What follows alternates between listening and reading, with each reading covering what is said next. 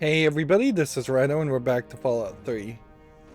So here we can see the Brotherhood of Steel. It's basically the first thing you see in the game, and we still have yet to actually do anything big with them. Here we've got some technology we just don't recognize. We're inside yet another one of these radar dishes, which clearly is going to connect to some big main story element, but we're just not there yet. And yet the game lets us get here and really doesn't do anything. Like, maybe when we connect with the Brotherhood of Steel, all of a sudden the ham radio would be a thing. Wouldn't it be ironic if it turns out that had we just played the main story a little bit further, we would be working with the Brotherhood of Steel. The ham radios would always give us new quests. Every little complaint and problem that we potentially would have had with this game is just addressed. Although at a certain point, that's still the fault of the game developers. If that did happen, they should have just made us play more of a single player linear story if that was going to be the case. Yeah, I was thinking we'd probably go underground to reach that one, but we may just not reach that one at all. I'm hearing lasers, but having a hard time finding where the lasers are coming from. It would kind of make a lot of sense if just coming in this region triggered the idea of the Enclave seeking me out, hunting me down, and no more Talon Company, Talon mercenaries so much, just more Enclave. But even if it was more Enclave, like, what is that really gonna matter? Unless they throw 3 or 4 Enclave soldiers at me, or Brotherhood of the Steel soldiers at me, just really doing a lot of damage while playing on very easy, I am still guaranteed victories. Yeah, and there's just nothing here, which definitely makes it feel like what we'll do is we'll get some kind of quest that says go to the top of each of these satellites and place some sort of transmitter.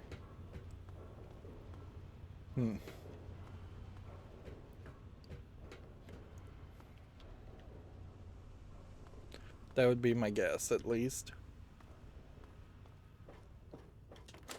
Alright, now here's the difficult part. We shot an Enclave soldier. He should be somewhere around here.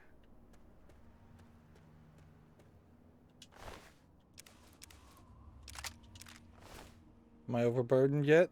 No, not quite yet. There's a regular rad scorpion, which maybe that did exist. Going this direction, we would hit Shale Bridge eventually. And I think that's pretty much it. So we're going this direction.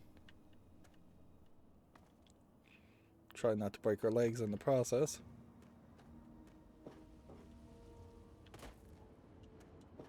This might be very difficult. We didn't see a lot of this either.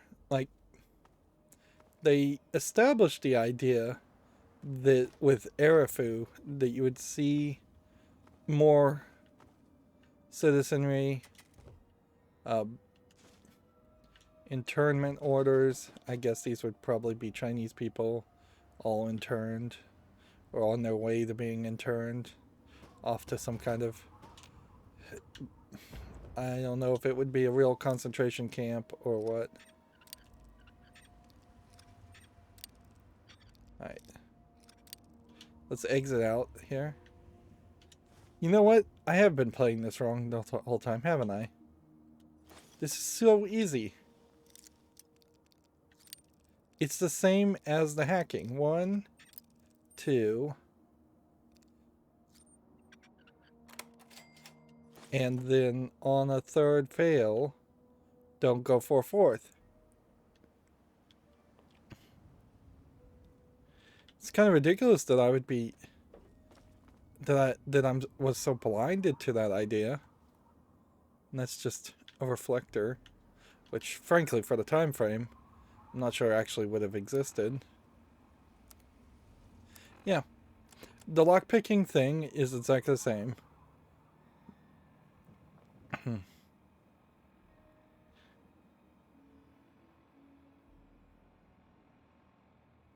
Let's see. October 29th, 2077. So this seems to be after the fact, after the war. I don't think the war started in 2077. If it did, then that just means that visually and technology-wise, they didn't change at all for a very long time. All of those people are Chinese-sounding names, and I wouldn't be surprised if they were friends and family of people who actually worked on the game. It does look like there's something over there. I suppose it is a case, though, that this doesn't really do anything for you as a map element. It would logically make a lot of sense to try and build your settlements high up in safe locations, and I get that, but let's see, I basically need to jump down and not die, and I don't know how I would do that. And almost certainly want to check that red car out. But yeah, play wise, maybe your damage resistance decreases your chances of taking fall damage that would kill you also.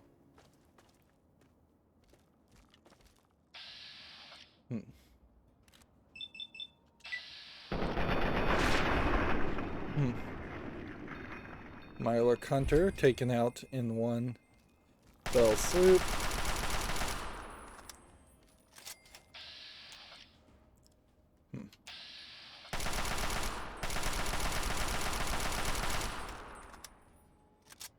There's still not anything really on these guys, though, worth collecting.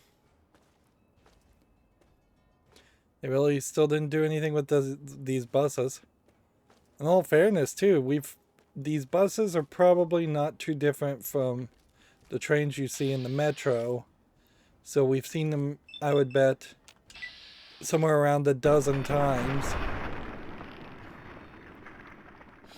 I almost wonder if wearing the Mirelurk mask, this bus is basically just floating here, is wearing the feral ghoul mask is maybe stopping feral ghouls from even showing up.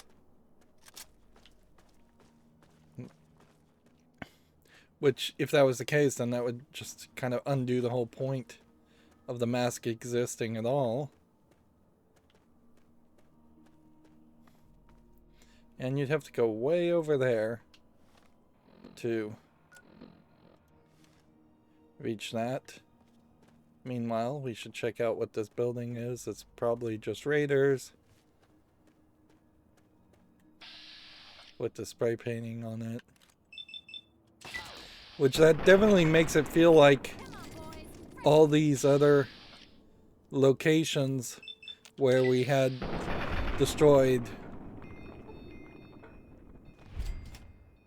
like all the other locations where we have found destroyed buildings, should have also been full of raiders.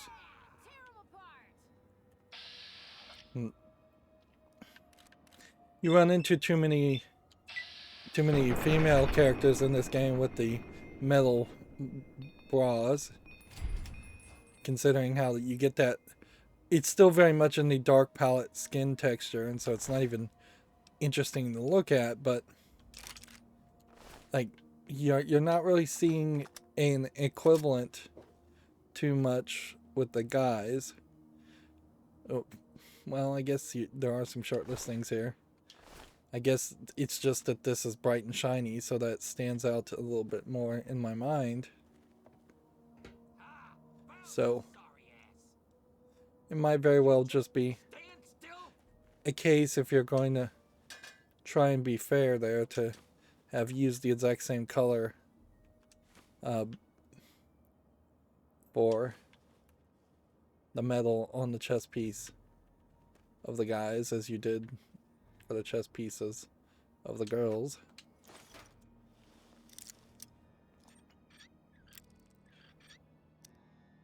One, two,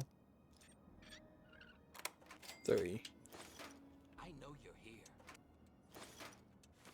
I'll find you. Just taking a whole bunch of stim packs and a whole bunch of stuff. And finding mini nukes is kind of pointless. And clearly they don't have any artificial intelligence that's like listening for you to make a sound.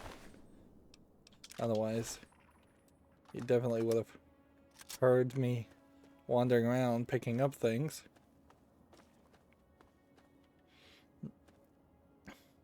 I wouldn't be surprised if in going up in this direction towards the Dickerson Tabernacle Chapel, that it isn't Children of the Atom cult members that live there, but just raiders. I also wouldn't be surprised if there is very little here. It seems like it's not a missile now that we've gotten closer. Considerably few caves also in this game. Like, we never run into a scenario where there's just a small cave that you don't require some loading for. Another wasteland survivor, huh? Sorry, but I don't got enough to share. Get your own copy of the book and do your own hunting. Book what book? Ain't you heard of the Wasteland Survival Guide? Bought one off a trader, and it's the reason my family's back up to 2 meals a day. Interesting. So is this potentially a companion because we did the Wasteland Survival Guide a long time ago? Is that so? Well, thanks, stranger. You and that Moira girl done all right by me and mine. Nice writing. Feels like you should have had... You really can't take a hint, can you? You really shouldn't have... You should have had that kind of conversation with more Wastelanders in general.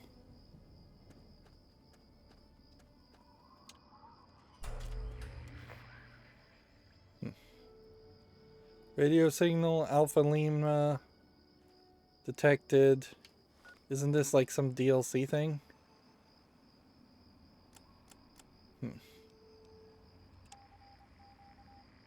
Yeah, this is all DLC stuff. So we don't even want to do that yet. Hey, nifty American. Can still hear Three Dog all the way over here on the other side of the map. So I assume I probably need to turn on more of those signals. That would just make all the sense in the world. But I am very confused as to why there wasn't anything more than that. Yeah, in Skyrim you had bears, and even in Skyrim I would say there's not a ton of just overhangs and outcroppings where a bear might make a cave and you wouldn't have to specifically worry about... I think this is where we're going. Worry about a load screen.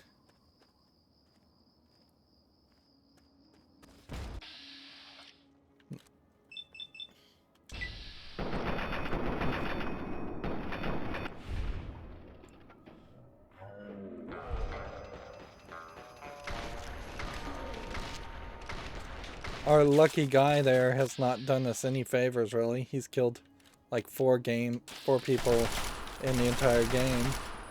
And it's not like he's a skill point or a perk you can unlock fairly early. So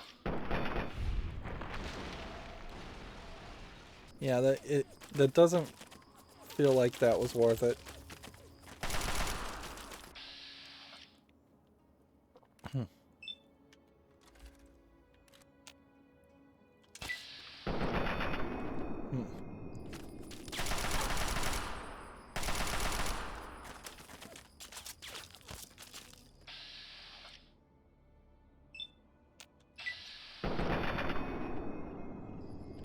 Just slowly work our way down here.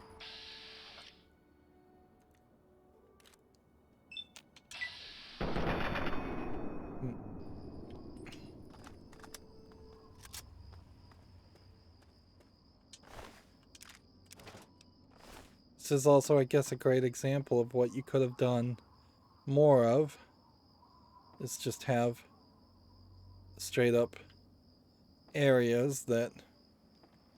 Oh, I really don't want to take a super sledge with me.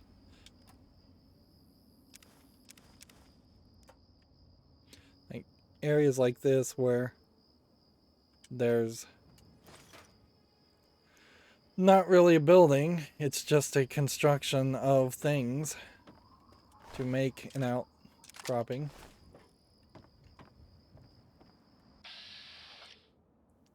But it definitely feels like there should be more caves and mireworks.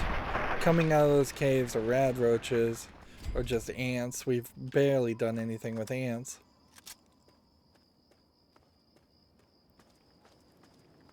Here we have another example of floating rocks.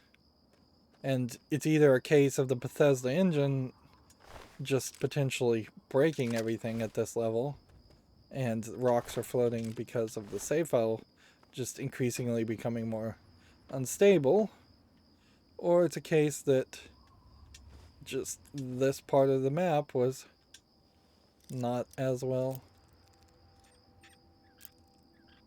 crafted.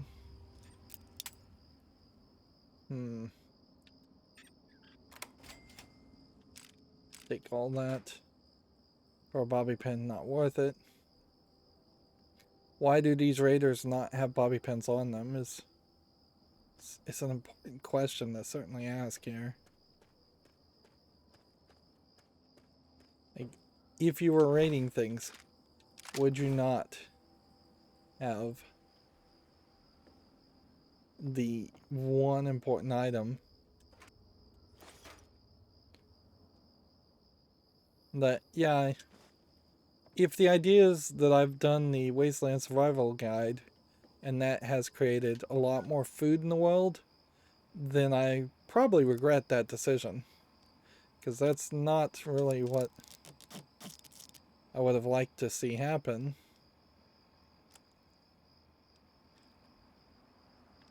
Let's put on the jumpsuit here and improve this Enclave stuff. Don't think I can repair anything else, but that'll get me 70 weight back.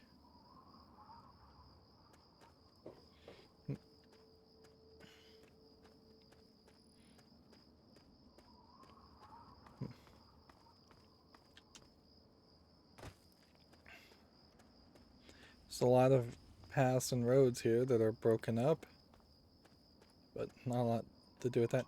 Even the mechanic of the exploding cars really doesn't work. Like, I have had way more damage given to me and way more trouble walking on mines than I have with exploding cars. So why program that? Why as a manager even say, yes, let's go forward with the idea of having exploding cars. Instead, let's just leave them as stationary 3D models. Now, in fairness, it probably would have taken less than an hour to have the cars explode, but then the radiation there on that may have taken longer. I almost wonder if a computer just exploded to stop us from moving a quest forward. There. That would be weird. We have a couple of fission batteries. Leather belt. Microfusion cells. I guess we can take those since they don't take any weight. Mini nuclear. Are we potentially getting mini nukes now because we have all the books of a certain style and class? That would be interesting. To say, alright, you've maxed out your lockpicking, so why give you any more tumblers today books? Let's instead either never give you any more tumblers today's, or reduce the odds of you getting a tumblers today's to a very low amount and give you mini nukes instead, or give you one of several potential more useful items, since that would be an item that is totally useless at this point for me.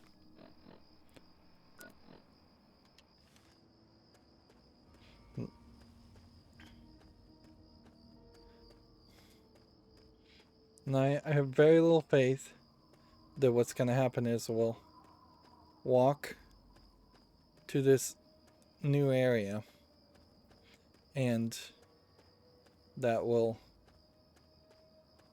lead towards a really long quest of any interest or anything different. There you have like a Yaguai and a Robo-Brain and a Rad Scorpion, and you almost never see three things in a row. Three different things in the same place. Then you have a tunnel here, which looks like it doesn't go anywhere. You could have used a lot of those subway entrances like caves, certainly, instead of having a metro section.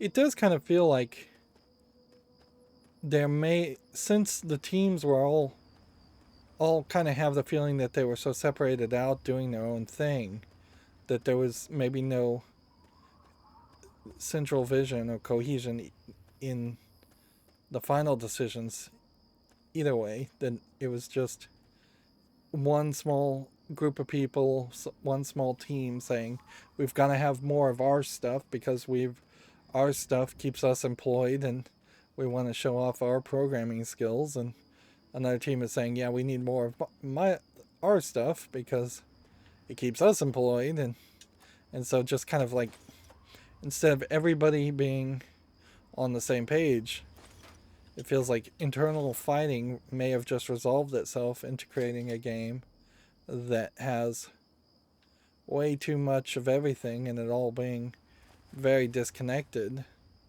from each other. Here's a great example. This is the second of these little parks we have found. Do they mean anything or do anything? No.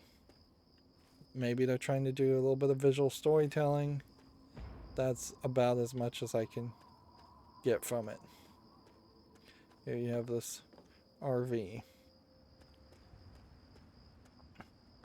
Then you have a swing.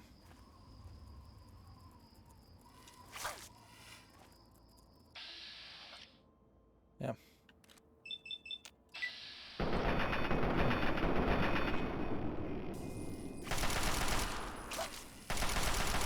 I don't think you can buy in the idea that the junk in this world is also supposed to be potentially something to distract you. So much so that when I turned around and picked up that teddy bear, that shouldn't have legitimately distracted me enough for the Rad Scorpion to sneak up on me. And it wouldn't have snuck up on me had the Rad Scorpion simply just made more noise. Although, in fairness, I don't think I can really complain too much about the fact that the enemies sometimes sneak up on me because it just doesn't happen enough. Clearly there's more transmission towers over there.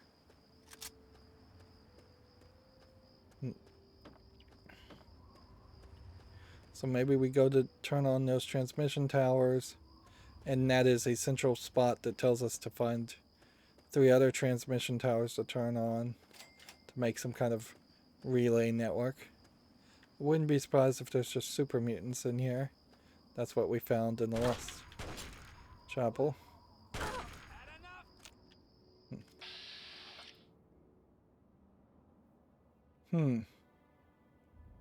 Well, we don't have the Mesmatron.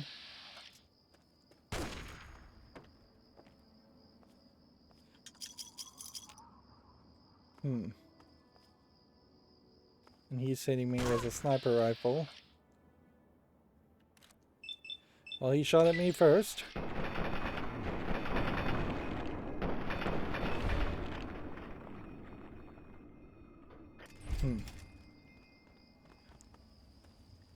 So let's see what was on Drifter.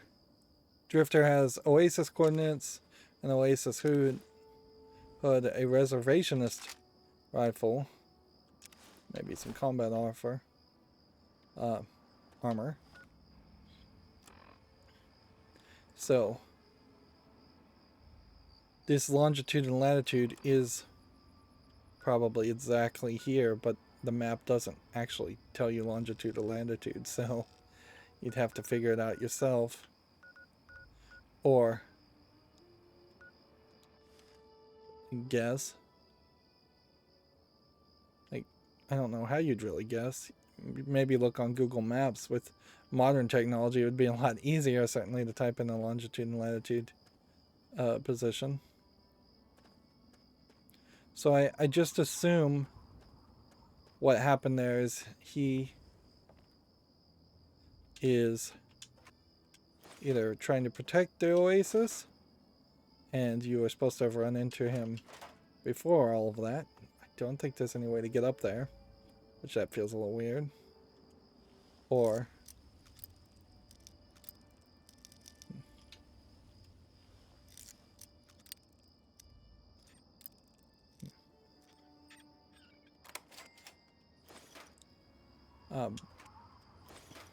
he is planning on, or he was planning on, taking down Oasis, infiltrating it for one reason or another. Geez, I wonder how many stim packs are hidden under other items.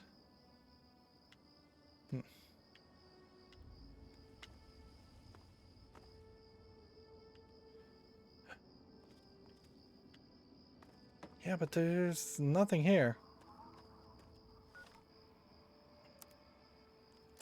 Nothing at all.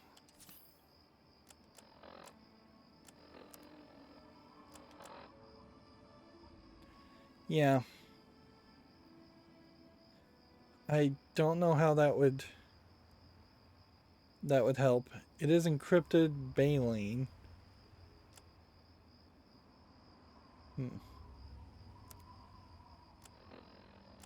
It could be that there's something like the Enclave trying to sneak into the Oasis.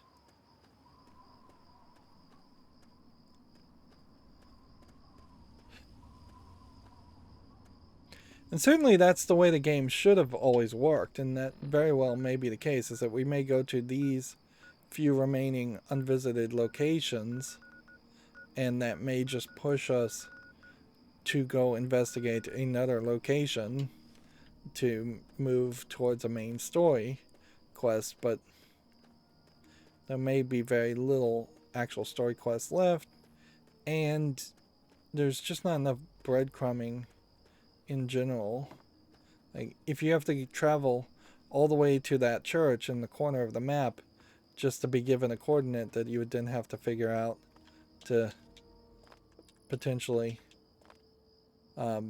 travel to Oasis to start what is a fairly short quest. They're all fairly short quests. And I just don't think the open worldness of this game, which this really just shows the infancy of the idea of open world games, and they sold certainly well, but I think they kind of sell a lot on a falsity more than the truth. Like, the open worldness of this game isn't really a good thing in my opinion when you realize that you kind of need every player to experience almost all the content.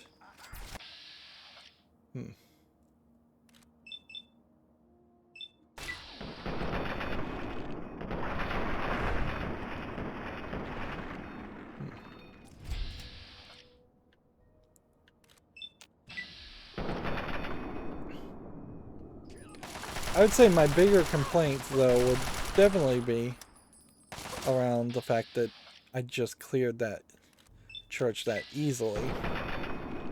That he didn't try to talk to me and then shoot at me. Like, it definitely feels like there should have been some dialogue conversation that would have happened before that point.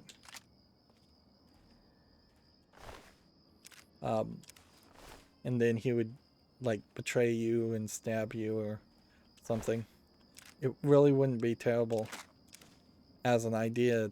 Why does he have 2 combat armors?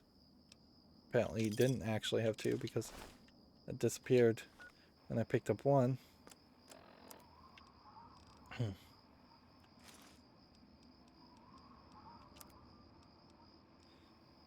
see, that one.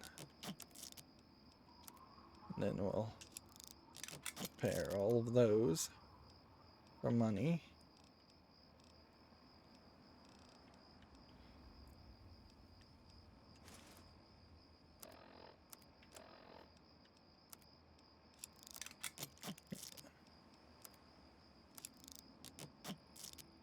Just repair everything back up to where it is. And we're quickly running out of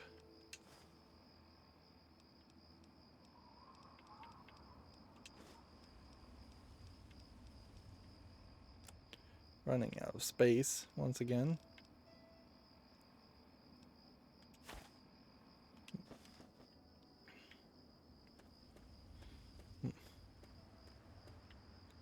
I'm guessing these transmitter towers, of which there seems to be 3, WKML.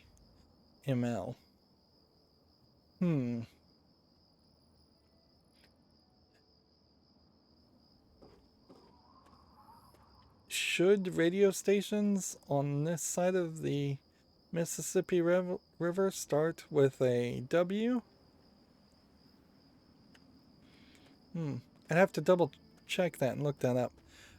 What they did in the United States is the government handed out call letters to radio stations, radio transmitters, in general, ham radio operators, and they would give you out specific call signs, call letters, whether you were west or east of the Mississippi. I think it started with a K if it was on the east side, and a W on the west. Maybe I'm getting that backwards. I think I may be getting it backwards.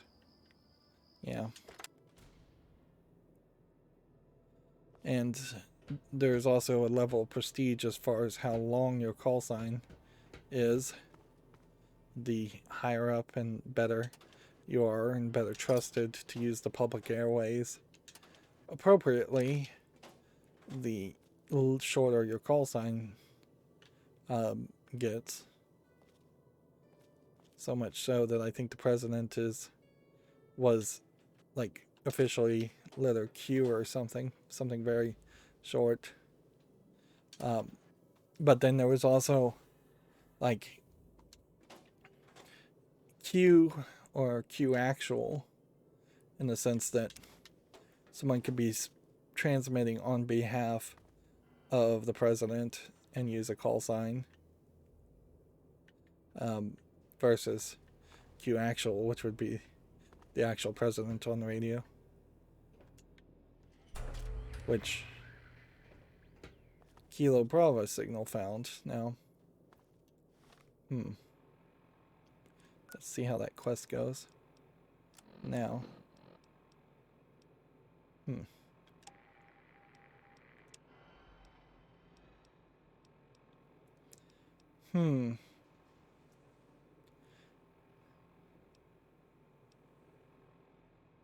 So, all of these are just ... dots, however. They're just Morse code. So, until there was an actual quest telling us to enable these things, I am really just wasting my time. Let's set this as our next location. The 5 Axles rest stop. And we should generally just look in this direction. Let's see if we see anything. There's a power station way over there, and I think that's what I'm seeing. See a little bit of red here. So we'll check that out. And then generally we'll see. I wouldn't be surprised if there really isn't anything here between Paradise Falls and that. I really wouldn't be surprised if there aren't actually that many locations. So much so that if it does come down to an argument where there are 3 level 30 upgrades you could have, but the only proper one to take is the almost perfect perk that puts your special to 999 on everything, then I totally should take the special. It definitely feels like these drive-in theaters should be something more like I don't expect there to be a projecting movie, but maybe a projector house that would actually project the movie either in front or behind of the screen. It should be behind the screen. It's not like this is just a screen. But yeah, obviously there was not one there originally, and seemingly it just got blown up. This would be a great place to establish where vicious dogs are. That way, because you could definitely see the idea of dogs just like living in there for shelter and them being small enough. You could also have rad roaches. That would make sense too. It's nice.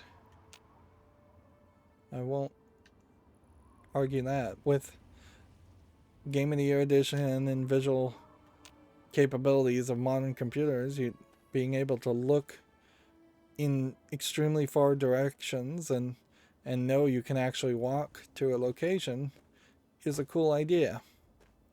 But it's a cool gimmick that only lasts for about 5 seconds after you are given the realization that there's basically nothing between point A and point B. It's just all rocks and dead wasteland.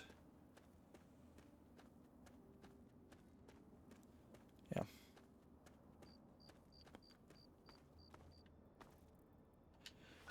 Okay.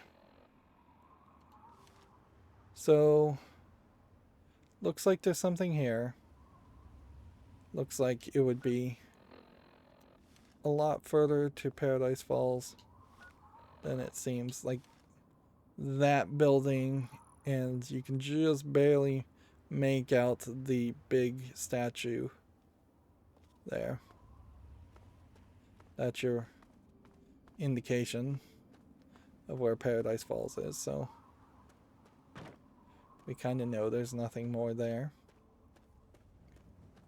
It'd make a lot of sense for this to be a city that has death claws in it or something. We haven't seen enough death claws in the game. You would kind of expect them to show up as kind of a random bear-like creature that would scare you and just knock you from being complacent.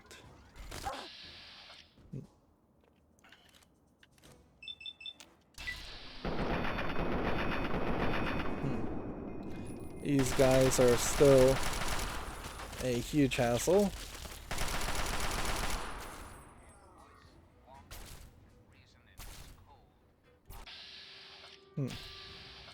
Hey, the Enclave bot can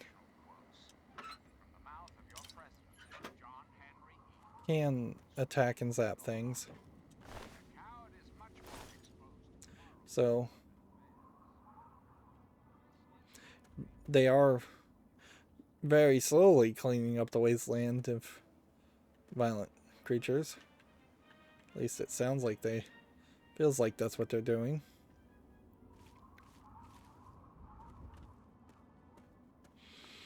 Once again, it's just here's a settlement of houses, and we never saw another shelter.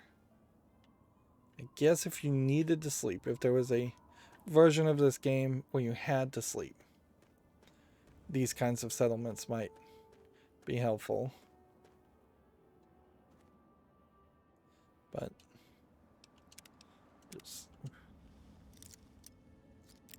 we still are.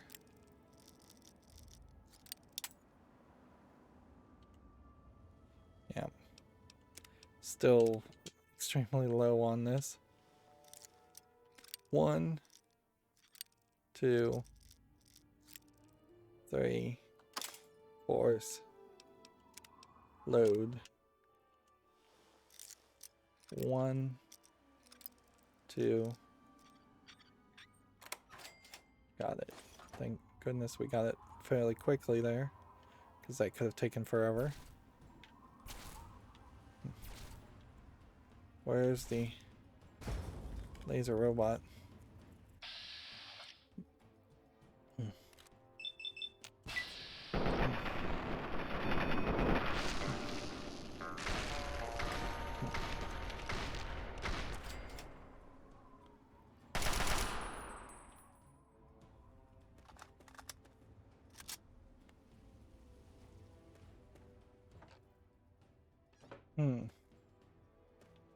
Yeah, it almost feels like I might start a quest by turning in the naughty nightwear to a character that would then have me wandering around looking for pre-war clothing to sell or to get XP.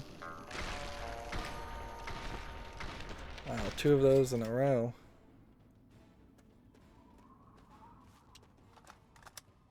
But we are far too late into the game to actually care about any of that.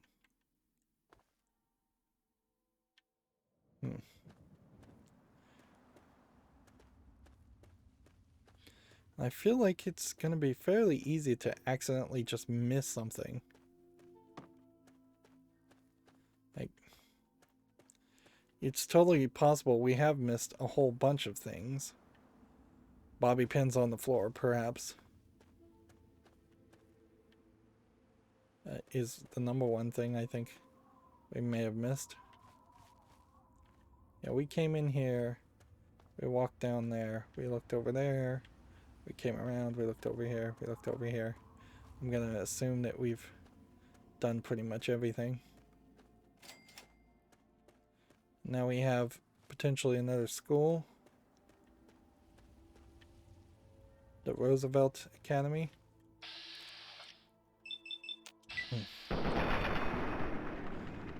If there were 6 super duper mutants in the game, it feels weird that we've only fought 1 at this level.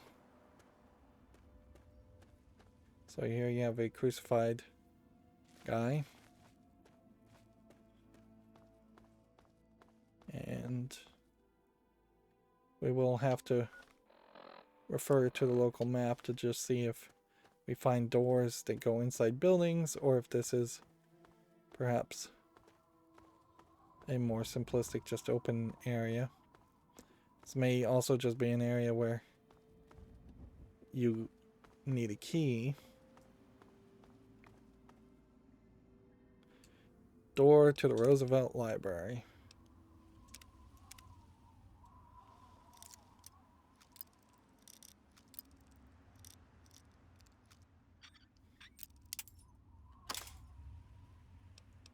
Hmm.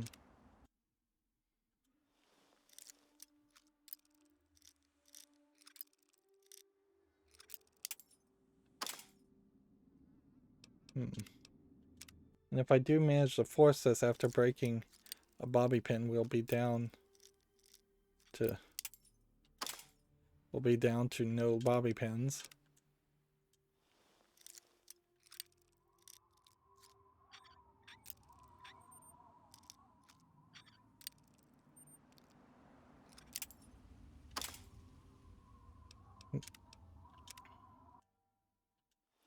And if you could save inside this whole system,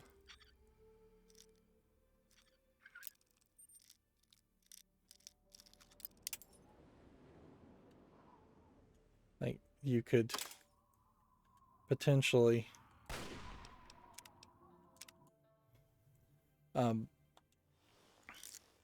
cheese this pretty easily.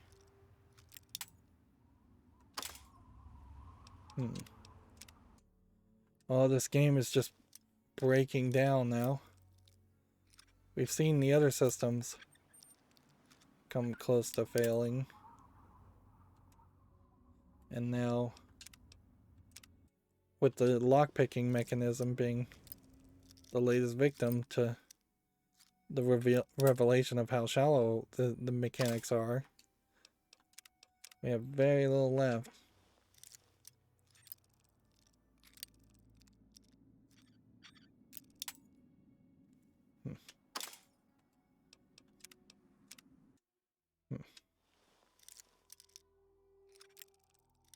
And maybe I should have played better here and saved my 2 bobby pins for this.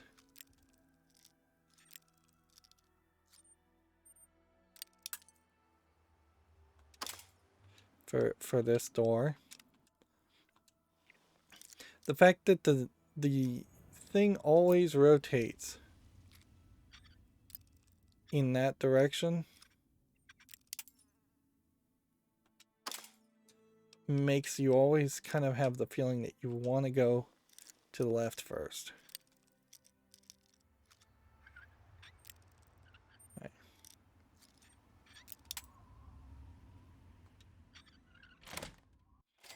Whatever, we're in here now.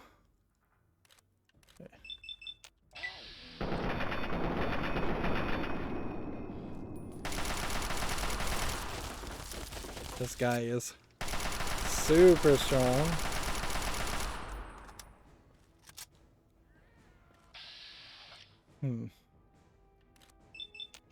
Super mutant overlord. That's just not even really killing him. Is he gonna come out from a different path? Yes, he is.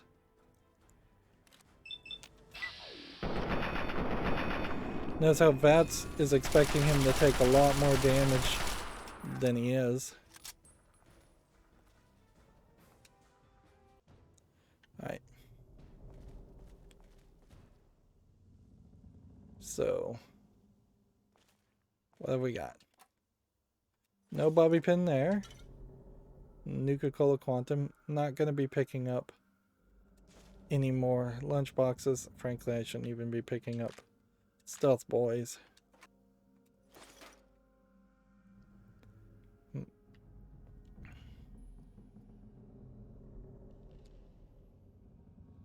Alright, let's just go ahead and save. We're going to force lock 100%. means that was always going to work. I assume 100% actually does mean 100%. Save. Force lock 100%. Have we just hit a point now where everything will be 100%? We now have the Roosevelt library key. Roosevelt library key. Go ahead and drop that, that, and that, and that, and that. Gets rid of some things. Don't think we have really too much more.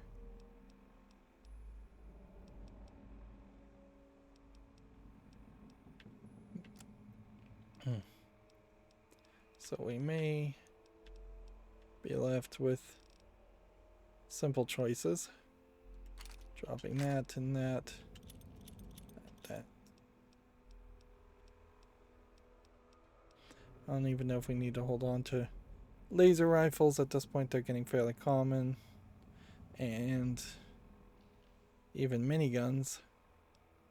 I don't think we have a reason to hold on to those as much as we may have to hold on to missile launchers.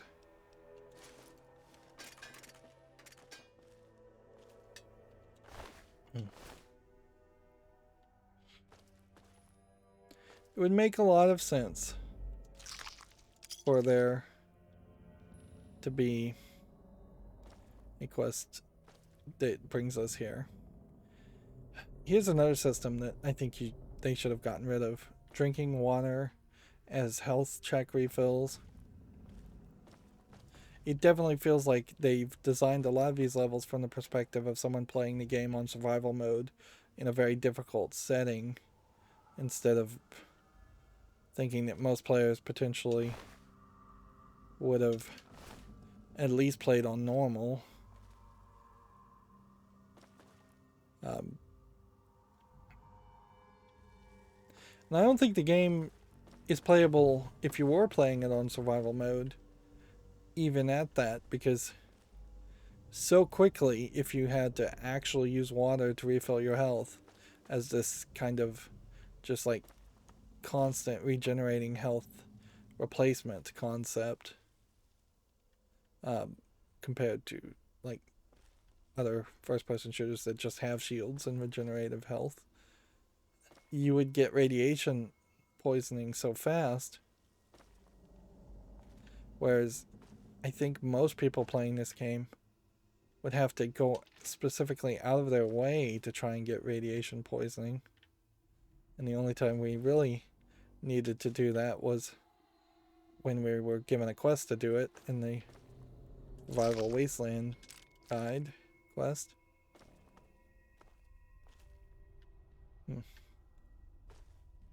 Maintenance and evacuation tunnels. Okay, cool.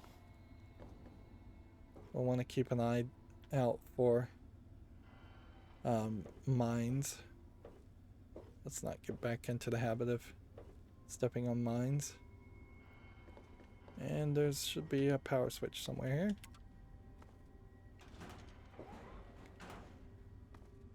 To open this. Arguably there's maybe... We've got a bobby pin back. Maybe one too many different door types in this game. What they are, what they look like. I don't understand how we would have just seen a big ball of flame there. Let's see. Save. That was the autosave. We shouldn't have done that one.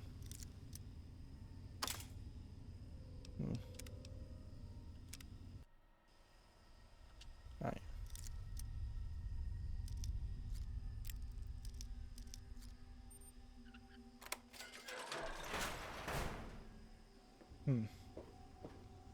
So this might be a gassy area where if you shoot into the gas, things will explode. Or it could just be that it is a genuinely scripted environment where you were supposed to have seen that explosion, even if you didn't understand it.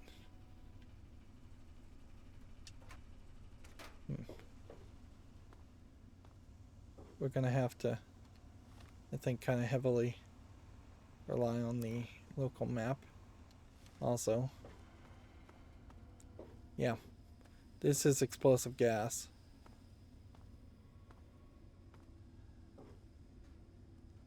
They're going to blow us up if we're not careful.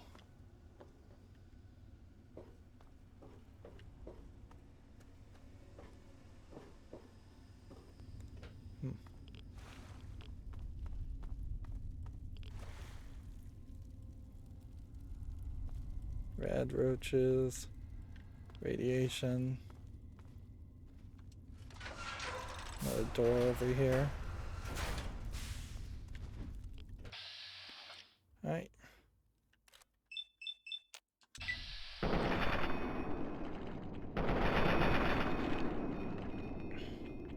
This is gonna be bad.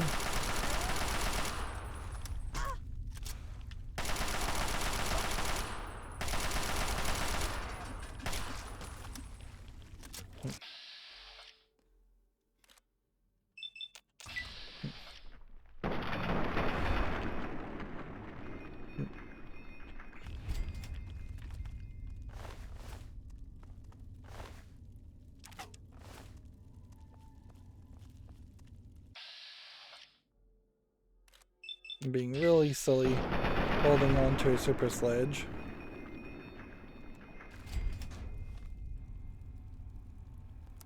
Let's see.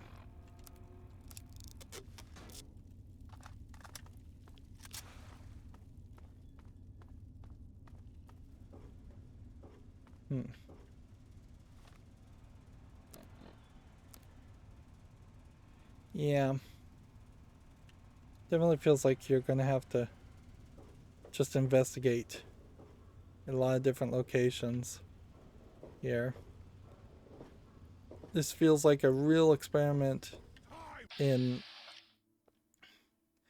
having a maze-like structure when that's just not something that they have done up until this point.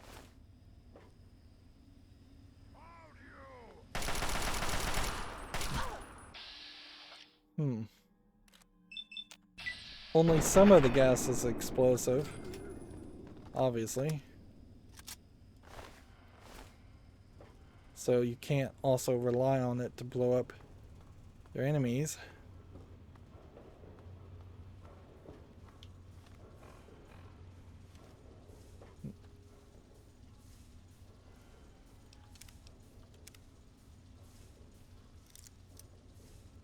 No, if we've got a force lock 100%, we should just force lock 100%.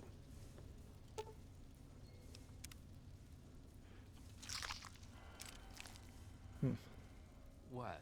Who? I need to get out of here. Let's see. You're right, Gain some karma on him. It's not like he's gonna give me any useful item anyways.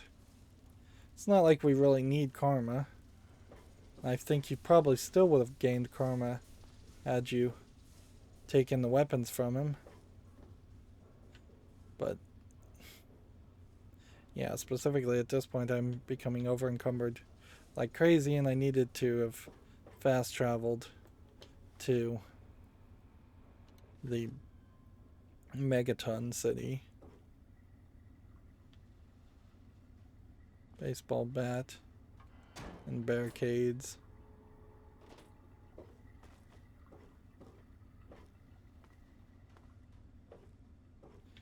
That goes back to Roosevelt Academy.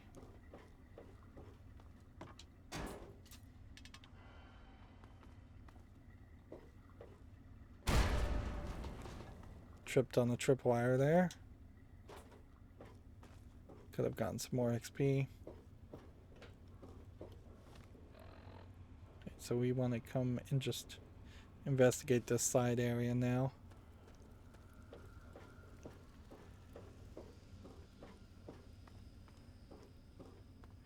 I could be wrong. It could be that none of this is explosive.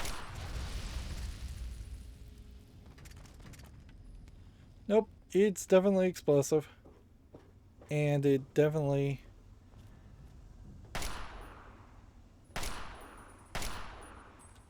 will just set you ablaze. But it seems to be kind of poorly programmed where you can't set it off prematurely, and programmed in such a way that it will hit you no matter what. Which, yeah. This, like everything else, just feels like an experiment. And they can only burn you once, and since I'm pretty fire resistant. Oops. I don't think he made it out alive. And I don't think the game cares. Did he not make it out alive because I just burnt him? Or was he never going to make it out alive unless I had cleared the entire area?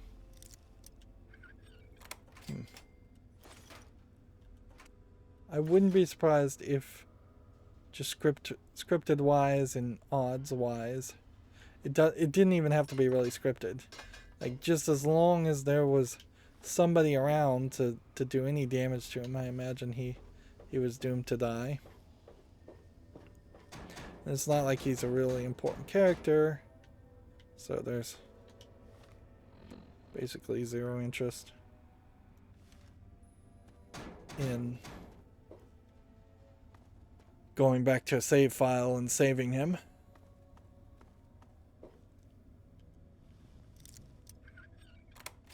Yeah, just going forward. I had not realized that everything was up to 100%. Let's take the weapons from this guy. What? Who? Here, thank you again. You still gain karma, and you got a Nuka-Cola. So maybe you gained a little less karma in that case. So you have Roosevelt Academy and Roosevelt Arts and Athletics Hall. We're going to follow after him, but I'm hoping he will have left the area automatically.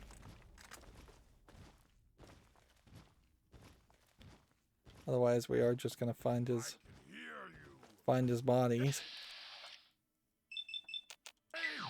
I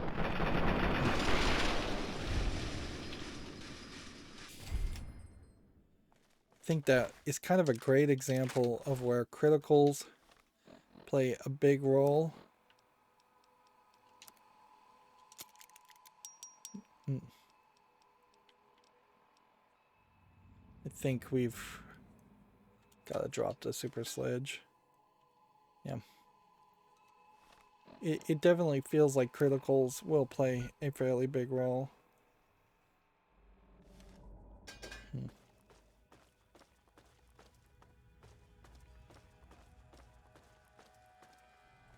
We'll go up here and then we may have to go back down. But at least we'll have the high ground.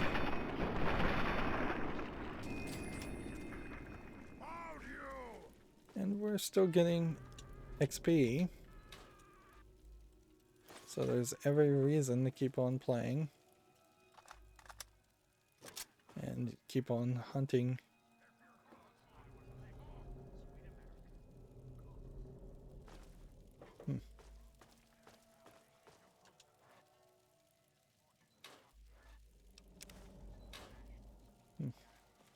You hear the radio on. For a second there I thought somebody was talking to the super mutants.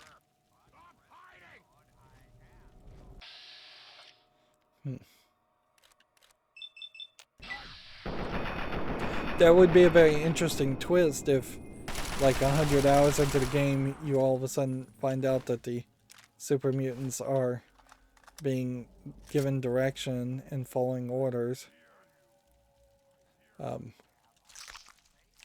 from some human.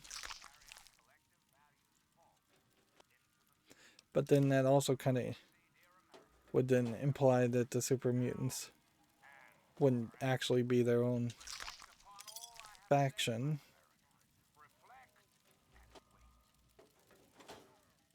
Yep. You still run into this problem where you might as well just take everything out if you can take everything out.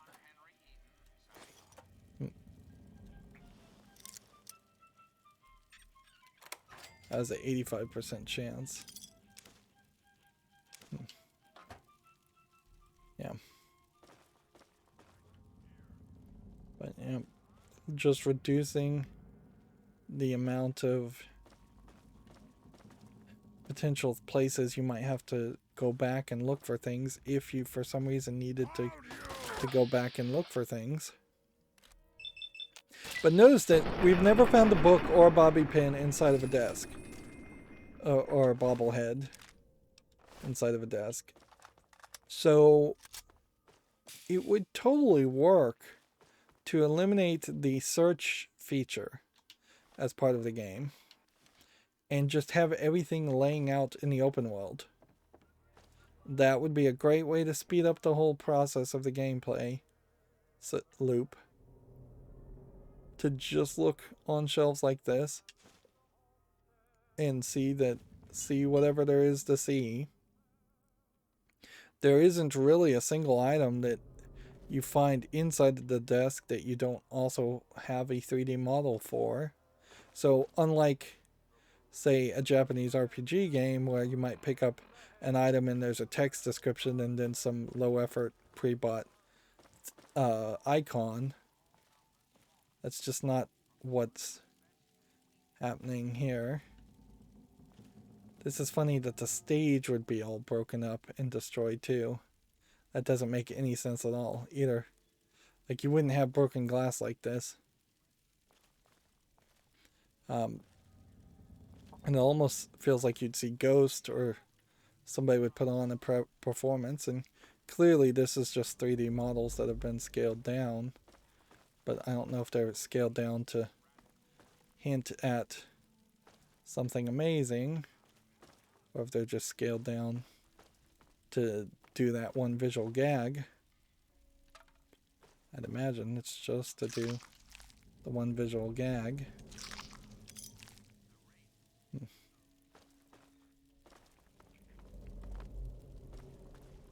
Maybe I should stop picking up bottle caps. Yeah, we're almost to 10,000. After I get to like 10,000, I think there is a bit of an argument to not even bother picking up anymore. I mean, it is just a numbers game.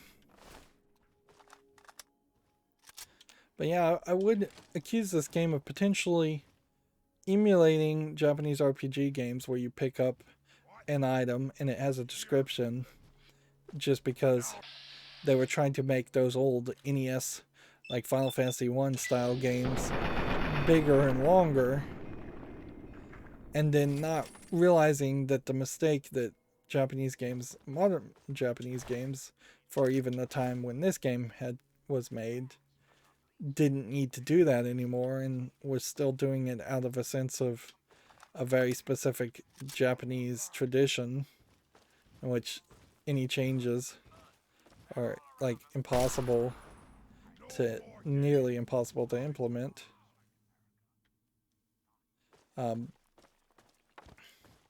Whereas well, that's really close.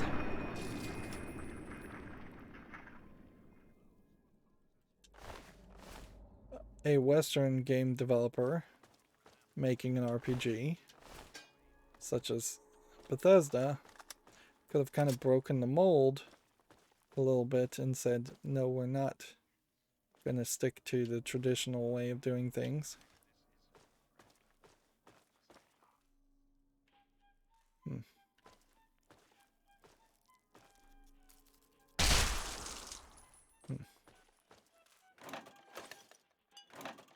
We're going all over the place.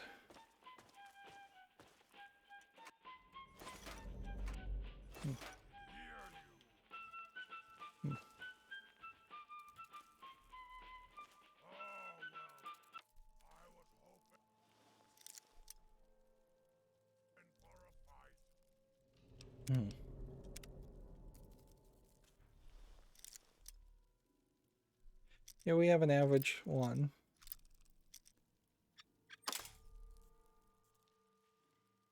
Wow. That was funny because that looked like that was going to work. Why did it start playing the animation?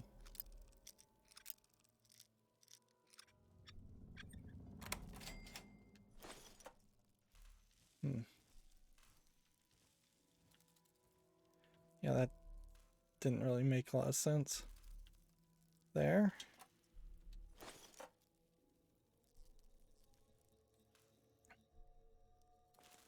Yeah, I think what we're going to want to do is just start to build up our bobby pin numbers. If we can get to like 9,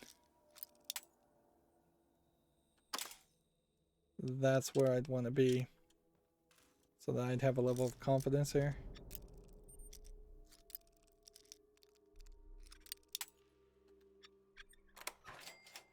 Yeah, just take it. Otherwise we're gonna spend way too much time.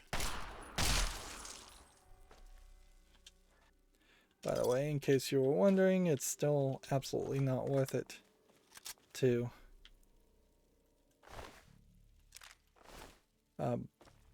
try and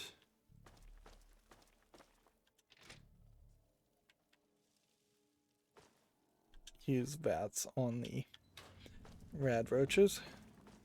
They've long since stopped being an important character. Oh, this map is all over the place because it's up and down, and this really highlights where that concept does not work. If I was just running around and playing the game, I wouldn't really complain, but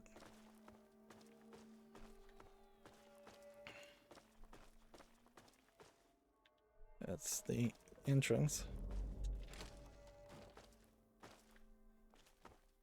But the fact that the game encourages you to use the map and then punishes me for using the map by giving me a bad map, I think that's a little crazy. Seems like there's more Coke machines in this map than we saw in the previous area. Wouldn't be surprised if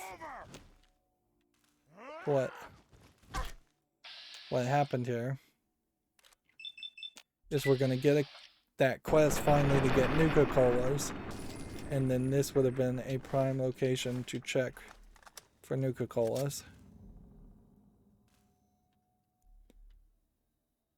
We still don't really know about that Nuka-Cola quantum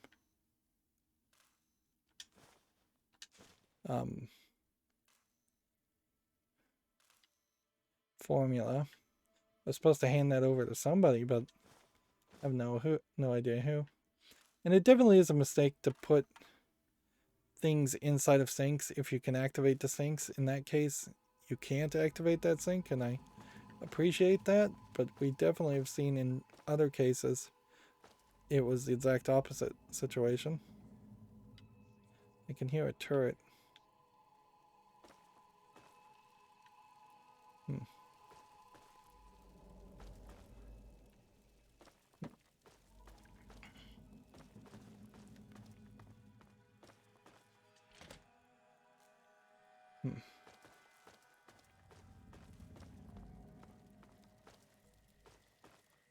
There is nothing up here.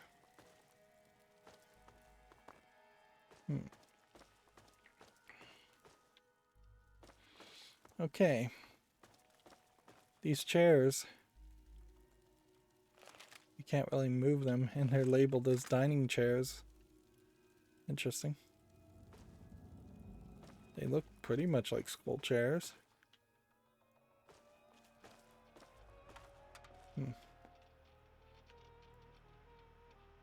Trash bin, food. We can hear the radio, and I guess the idea is that the radio should draw our attention to going down this way.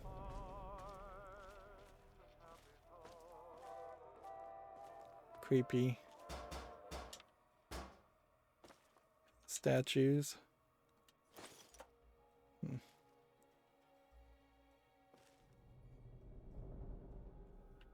Of course, I'm basically a superhuman at this point, so like, it's not really like there's something that could spook me. The biggest thing here would be, we're looking here, and it seems like we maybe haven't gone this way.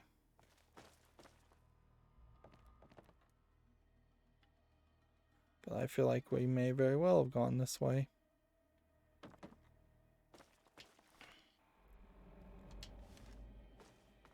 Up here, I guess. And up here. And up here. Maybe we haven't gone this direction?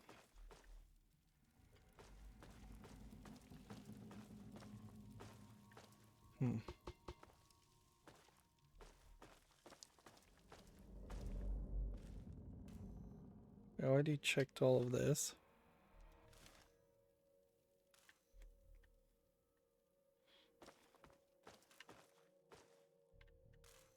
Right. Unless there was an underground path that I missed.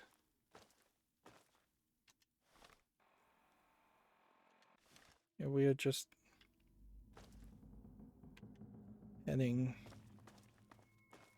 all over the place.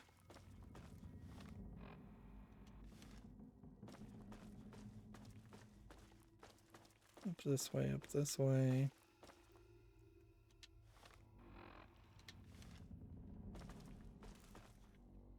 Yeah, I feel like we're going in circles.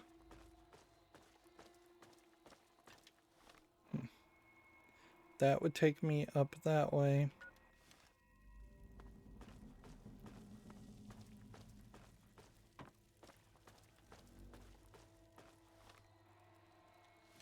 Yeah, there's some implication that behind this wall is something.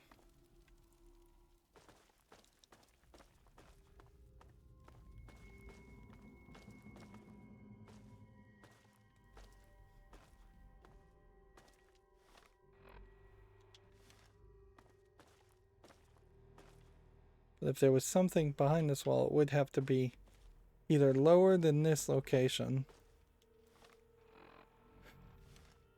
And no, we were totally in here. And the map is just not marking it as completed.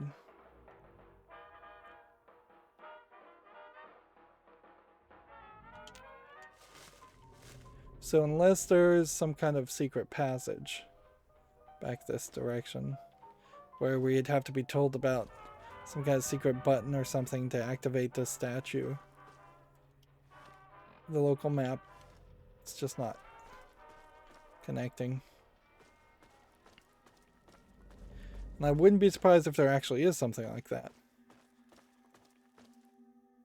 But I can't really do anything about it right now. We've just have to leave. This again is an example of a dungeon that we did without any real quest or reason to have done the dungeon. We are getting XP though, so I can't really complain too much.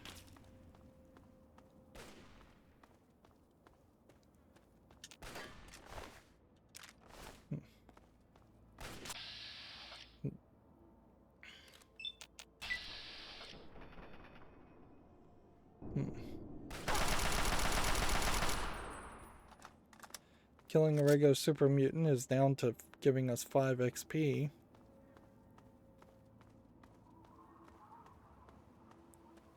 It's getting somewhat pathetic. Alright. Local map. We did Roosevelt Library. We did Roosevelt Arts and Athletics Hall. Did we actually get into Roosevelt Academy? No.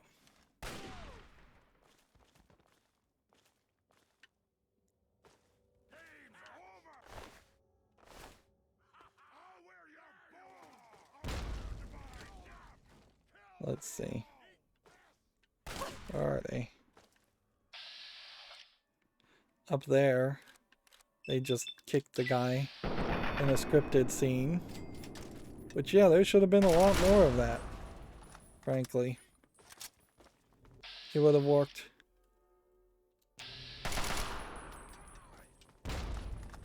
Fairly nice. This also is giving us a great excuse to see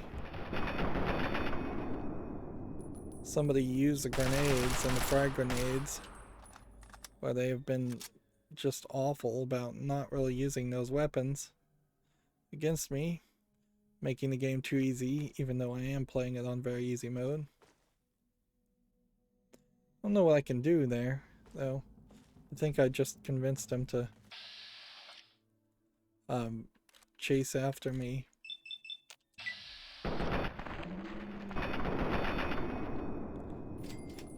So he might be slowly working his way towards my location.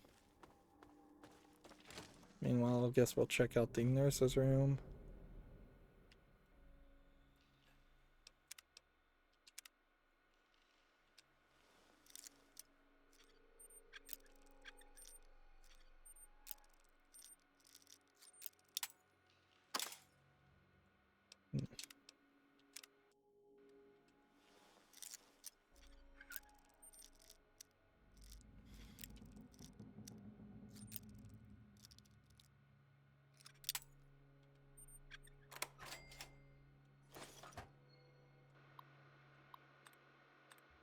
We still want that XP.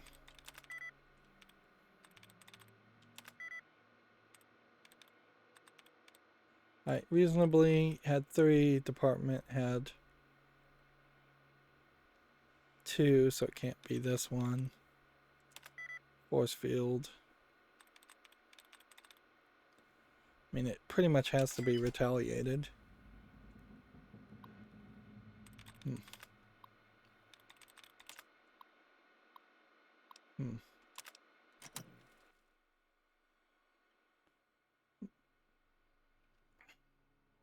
The problem here is the game just doesn't give enough XP for killing things.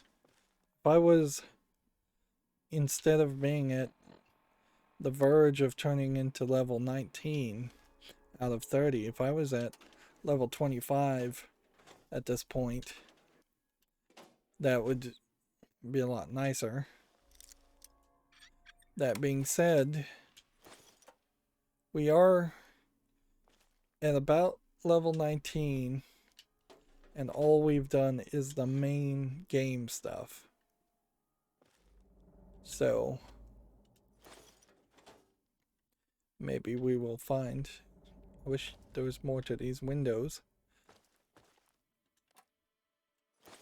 Yep, maybe we'll find a solution in the DLC that gives us much better experience.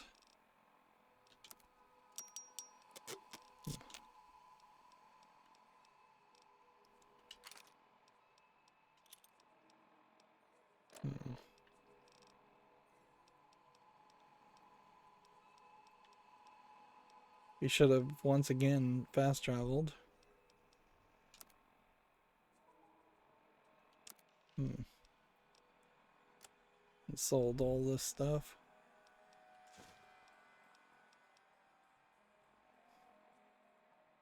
Hmm. Dirty water. Should we hold on to that? Or stealth boys. Should we hold on to those? Hmm. Pre-war money is at 199. That seems like an oddly round number. Hmm.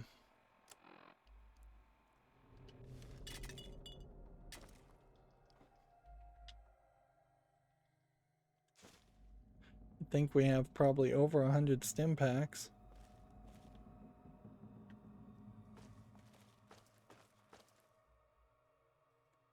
Hmm. Yeah. It doesn't make any sense to agonize over this that much. Let's go outside. Fast travel. The megaton. Hope that there's no enemies around. And very quickly drop off everything. Good to see you. And by very quickly drop off everything, I kind of mean almost everything. Welcome Let's home, see. madam. We don't have any bobbleheads. Let's see. That's not what I meant to do.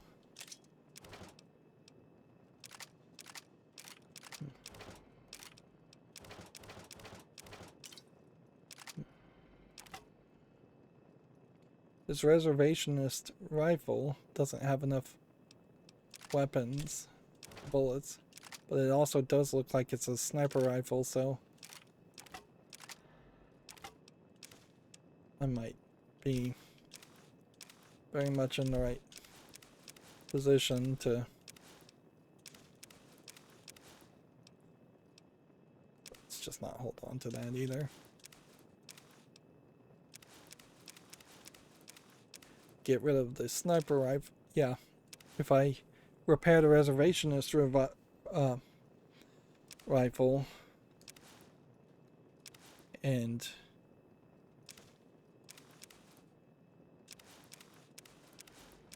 get rid of the standard generic sniper rifles.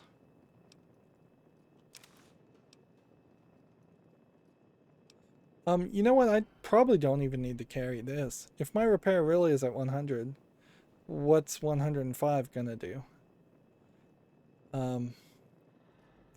Yeah, let's quit carrying that also. Right. Now, this part about this is Nuka-Colas and Stealth Boys and Sugar Bombs.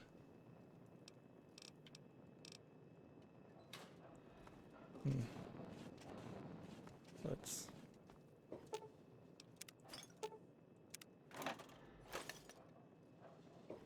do that.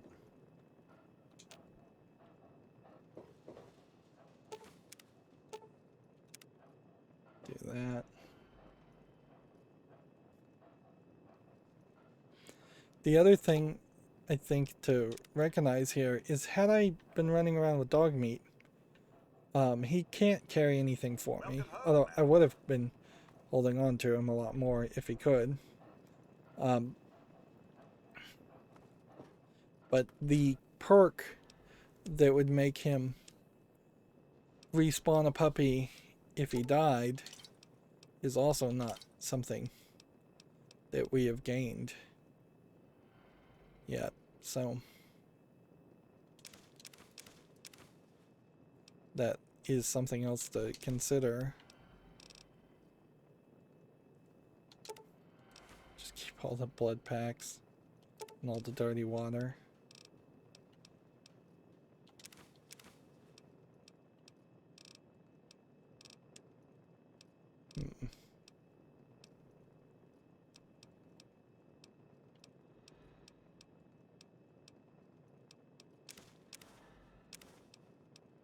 I don't even think we're going to go to a metro, so I doubt we'll ever even use this metro ticket. Okay. We need to sleep for about 8 hours. Well, actually, we didn't need to sleep for 8 hours. We could have slept just for 1. That would have been fine. Because all we're going to do is sell scrap metal anyways.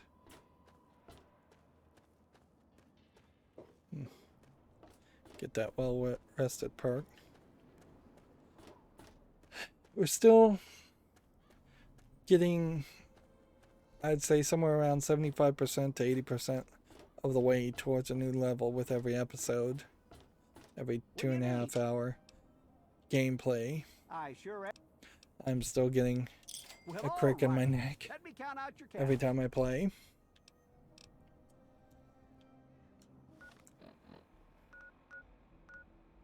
Okay. Fast travel back to Roosevelt Academy.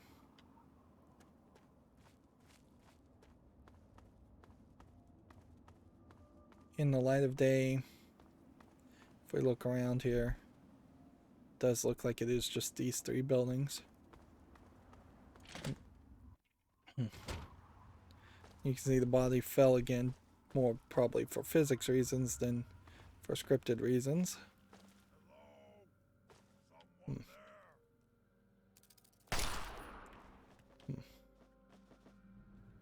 But this will now help us save us some frustration.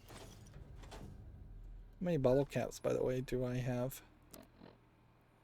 Oh yeah, we're over 10,000.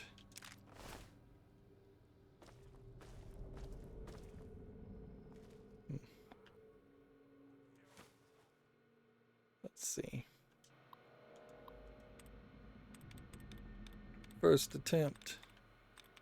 Tires. Well rested gives us some extra experience.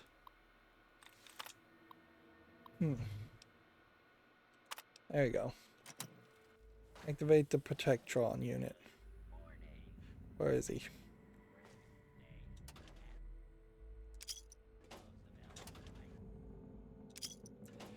A lot of these Protectron units have, interesting to find guns in the principal's office or the alumni's office.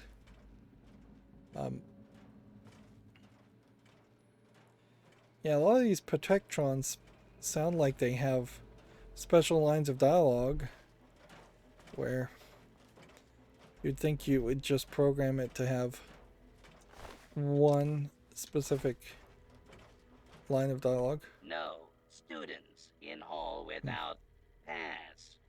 Visitors must sign in at administration. This is Dean Dewey.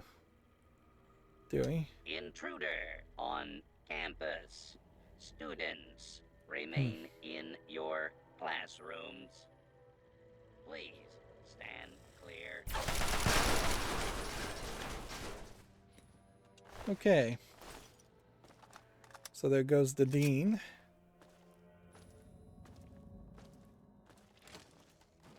Just a whole wall of lockers, and it's probably going to be a nice thing if most of them are empty. A hockey mask. We don't see that. Haven't seen that very often in the game. What was that?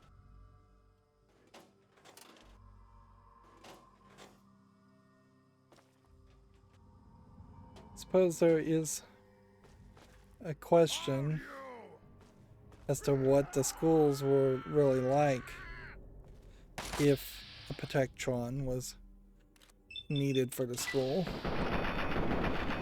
in the 1940s era.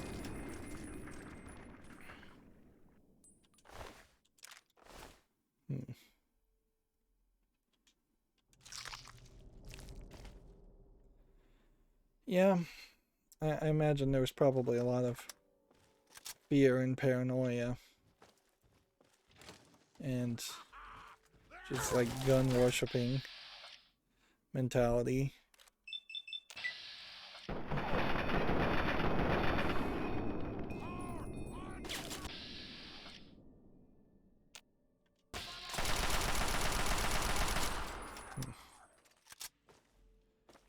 Yeah, it seems like we're going to have to get to the higher ground later if we want to potentially investigate the Nuka-Cola, the gore bags.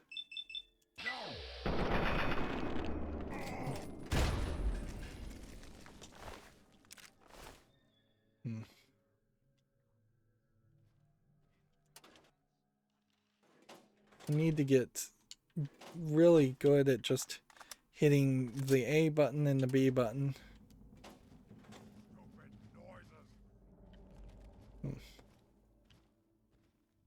Because that's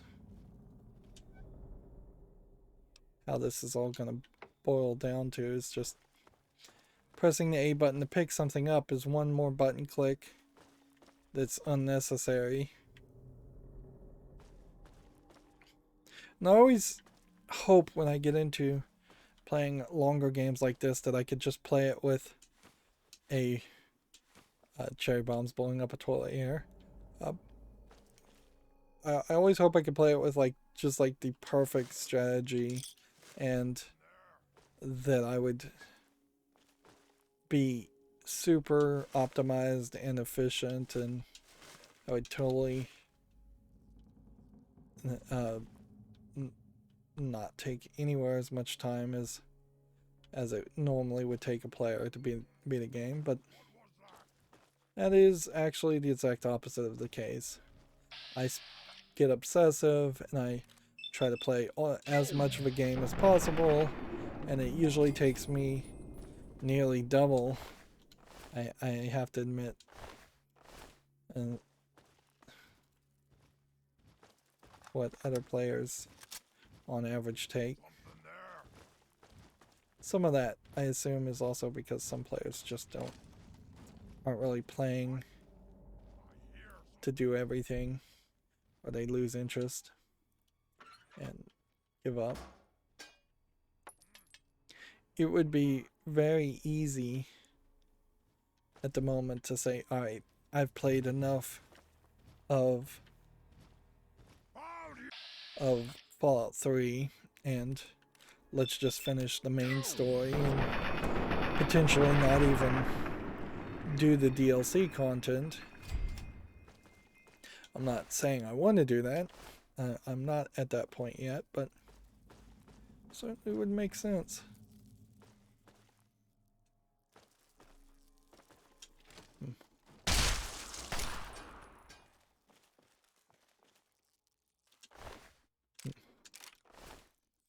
Definitely feels like there were settlers here at one time. Could I have somehow saved these settlers? I don't think so. This is far too scripted an environment visually to give off that feeling.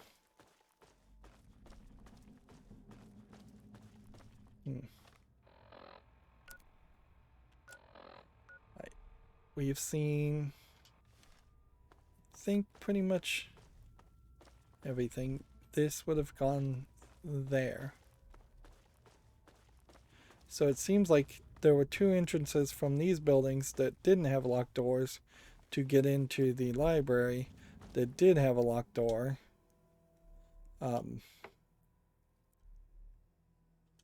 we didn't really find anything of importance in the library. Anyway, so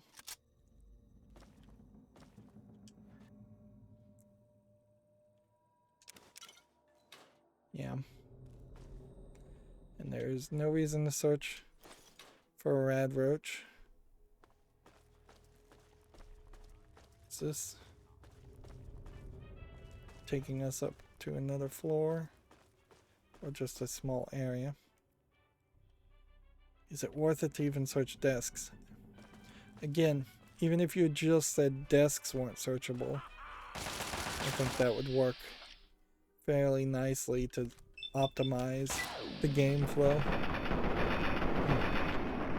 Of course, the game flow is only optimized when you're doing this kind of dungeon gameplay. It gets incredibly slow and boring when you're talking to people, which thank goodness we've not seen a lot of that lately. Just trying to exhaust dialogue options.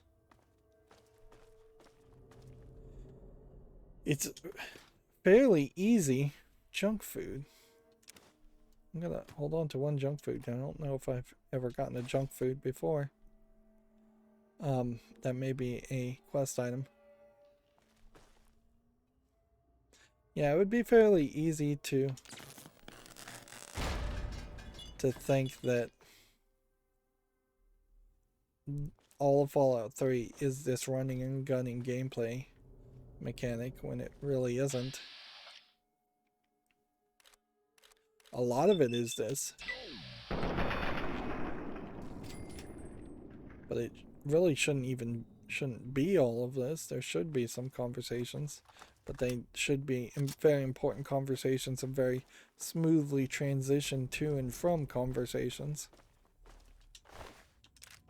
And that is definitely a lacking element.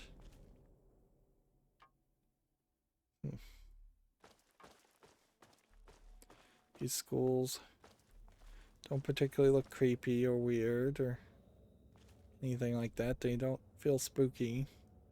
So I don't know what emotions they're potentially trying to evoke by having us go through this school, or what the point of going through this school is supposed to be.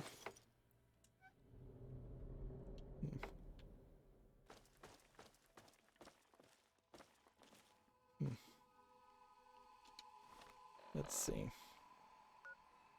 Capital Wasteland, maintenance, evacuation tunnels. Capital Wasteland. Still getting a ding ding ding. I think you're supposed to work your way across that section. And there must be a turret somewhere around here that I missed. Okay. So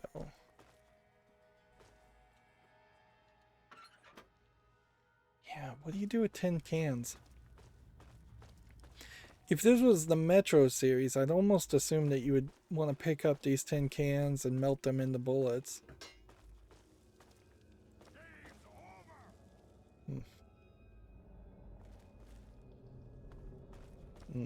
I could easily see the game not really explaining to people that you can walk on these edges,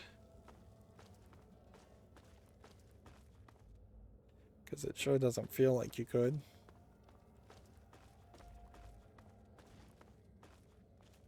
That's like the only way up here, and that explains why it's so brightly lit, to draw your eye to it. But yeah, if you were supposed to pick up the tin cans to melt to make bullets, that would be a thing. Certainly.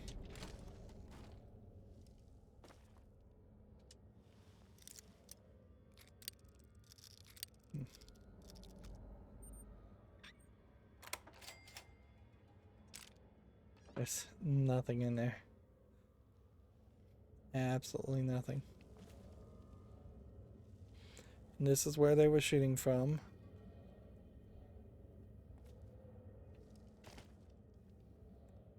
I don't think I can jump down there and land safely without hurting myself.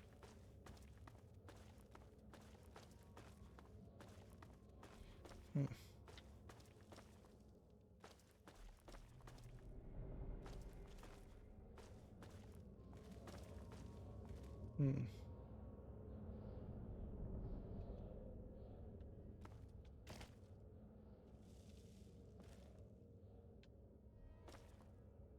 Yeah, we're going this way. Skyrim definitely learned a lesson that was not learned here. Because every single time you go through a dungeon, there is always a secret passage that opens the door up and lets you leave the area very, very quickly. Like, there's never any you now have to walk all the way backwards through the same path like I just did, and even in that case that wasn't that bad because I was able to jump down a little bit, although clearly I should have been able to jump down further. Right. Next location. Yeah, once again, no quest, no reason to have done that. Just grinding, just killing everything, just feeding potentially a god complex into the lone wanderer's ego, as our character that we're playing as is killing every single bad guy in the entire what are they fighting over there? Clearly they're fighting something.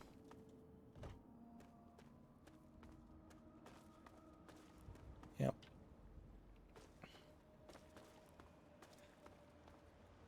At a certain level, I would buy into the argument that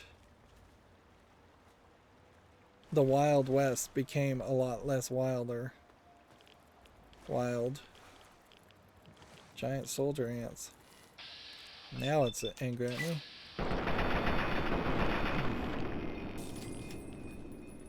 It's kind of funny to have giant soldier ants in the water.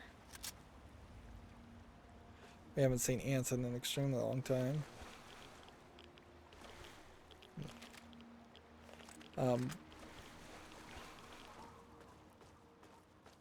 But yeah, you could make an argument that the Wild West in real history stopped becoming so wild because people kept shooting the violent people, and all that was left was the violent people that had some sense of justice to shoot the violent people that had no sense of justice. So the black hat bad guy cowboys all got killed by the white hat good guy cowboys, which arguably neither one of them were really good. It's just to the victors rewrites history.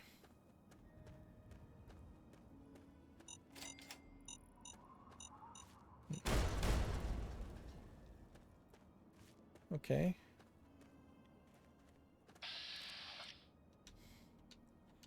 These Enclave iBots are all over the place. Seems like they intentionally want you to lock on them with VATS at least a couple times throughout the game so you can see them and know they're there. It'd make a lot more sense if they were just glowing bright red.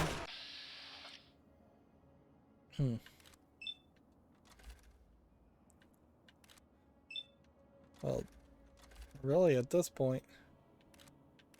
Interesting. I'm targeting the torso of the guy behind him, or the head of the guy behind him.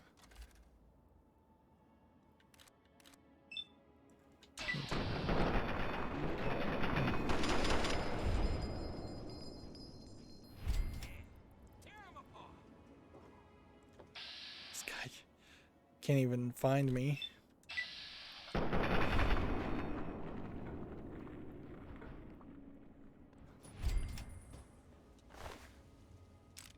It's kind of obvious that they're tracking and pathfinding. Leaves a lot to be desired.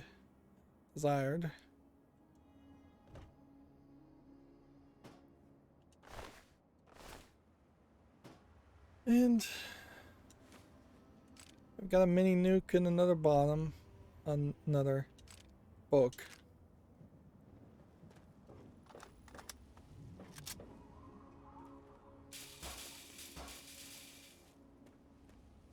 And I guess the idea here is this was some 18-wheelers all together.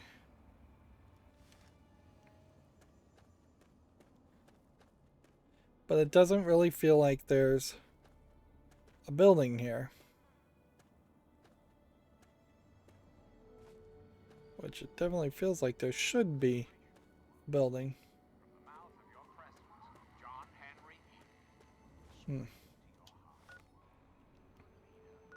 Like, seriously, why mark that on the map?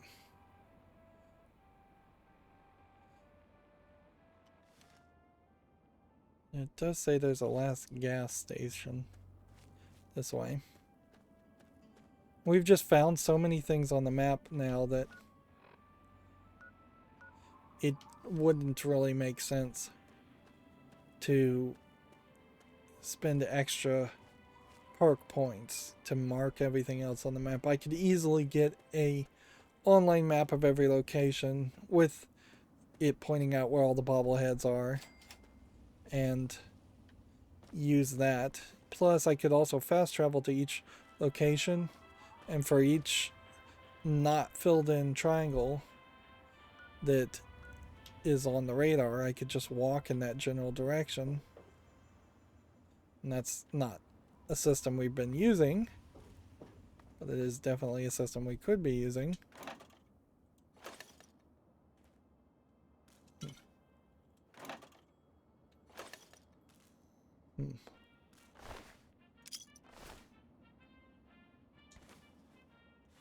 There's some junk food again.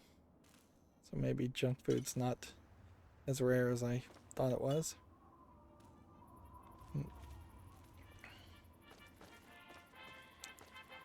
There's nothing here, and it's kind of funny it's called gas because these are all like uranium powered devices, so I don't know what this would be doing. Is putting radiation in your car, or does this open up or electrically inductively charge the car?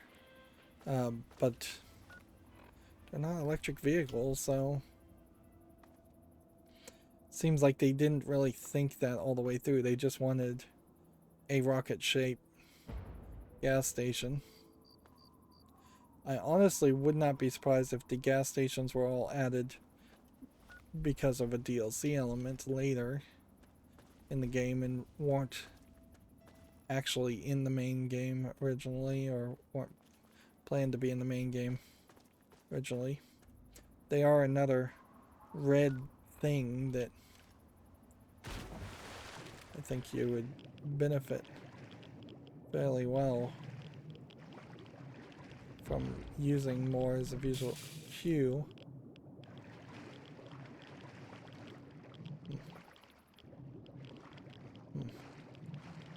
I thought I saw a cave down here, but I can't tell. I wouldn't be surprised if there is some kind of underground cave in the water there. Otherwise, that's just a pool.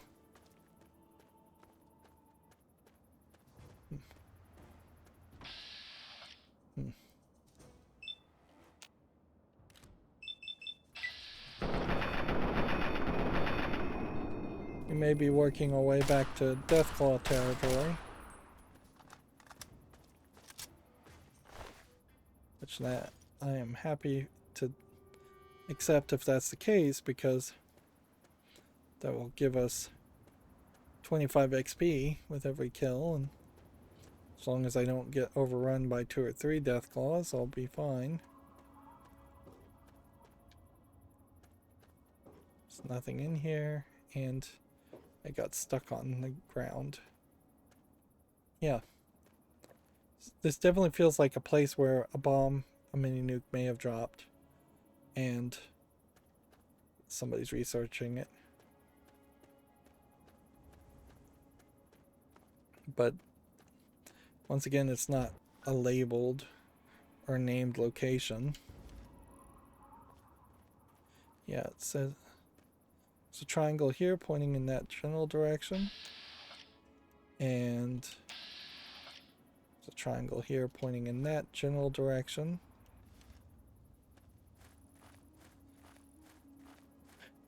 So yeah. If we just needed to find more places to go, we could do that. We could do that way earlier than having to wait to potentially level 30 to get a perk to mark everything on the map.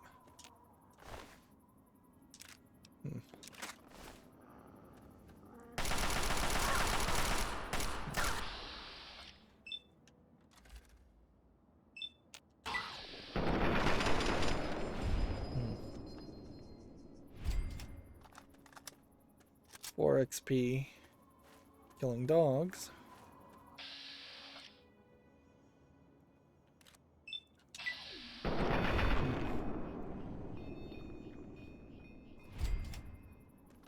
They really made it so there is a very high chance that you would accidentally kill dog meat. Like, you don't run into a ton of vicious dogs, but you definitely would have run into quite a few before you met dog meat, enough to have established a fairly decent shoot on sight policy.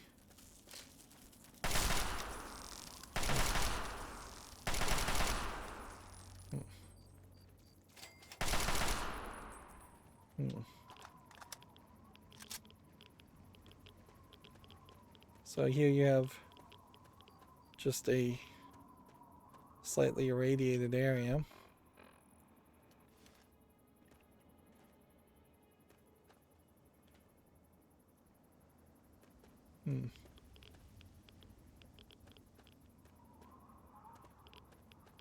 Yeah, unless there was something to this. Like,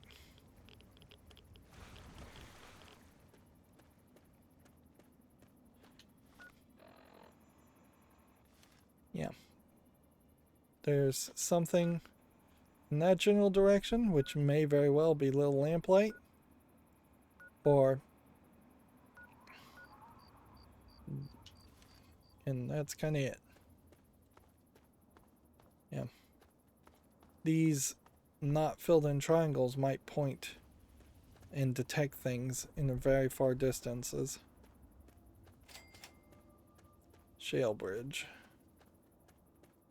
10 XP for finding that. Remember, if we want a great amount of caps and XP, we can also turn in all of the locations we found.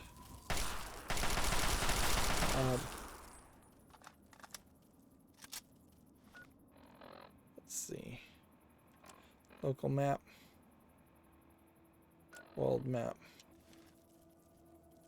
I think everything is pointing me towards.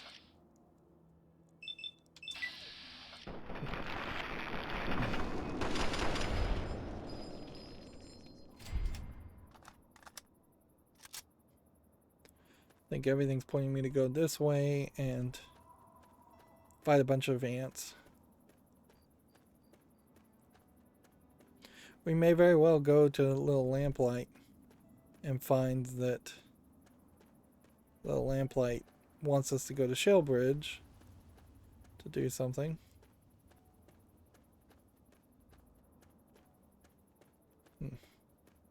Or we may find out that Shale Bridge is literally just a bridge. Nothing else. Doesn't seem like there's people here or a city. Yes? Hunters. Yeah? Interesting. Well, sure. Strange meat. Alright, so that's cannibal, that's human. You want to sell anything to get back to 20 caps. Hmm. Hmm.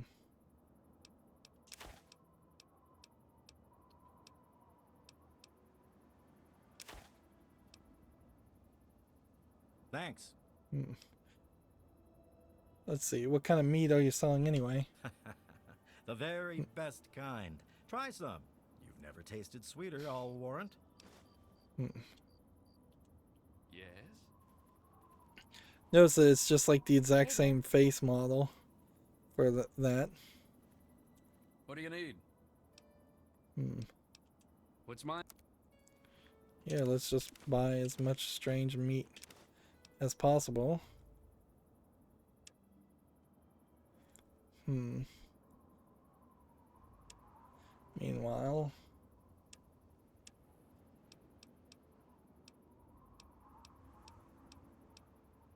we are up to 200 pre-war money.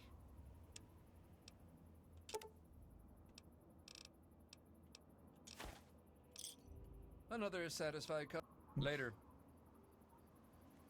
And let's talk to this hunter. Yeah? All smoking. What's...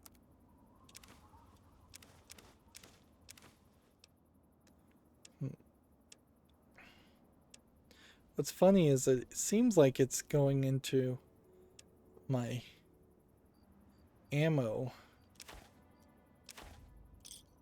A inventory. pleasure doing business. Bye.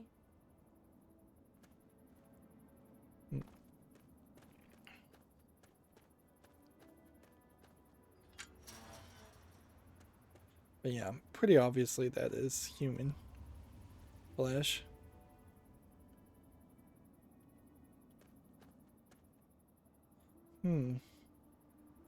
Well, this one's all broken, so there's nothing there to that. Where's the bridge?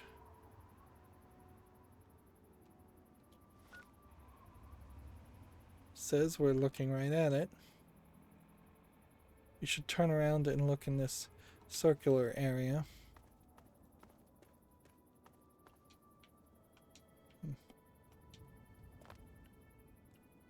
We saw a bridge.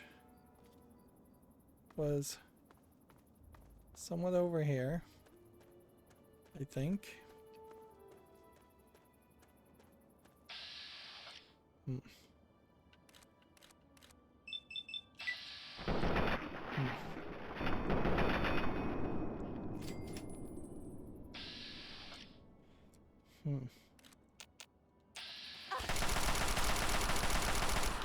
It does bring about an interesting question. Is there really a moral difference, though, between humans cannibalizing and eating humans and super mutants cannibalizing and eating humans? I don't feel like there really is too much of a difference there. Arguably, in this dog-eat-dog literal world, I can't really blame anybody for eating whatever meat they can find, simply on the fact that they're just... everybody is obviously starving. Right. So yeah, we'll go this way and look at this. Guess that's pretty much it.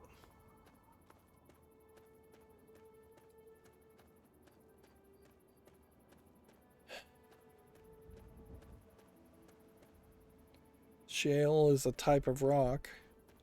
I don't know if this rock is supposed to be shale or not. It's kind of like a big X marks the spot. Definitely feels like this is an experiment on the idea of more cavernous areas. Did find something though. That's kind of cool. But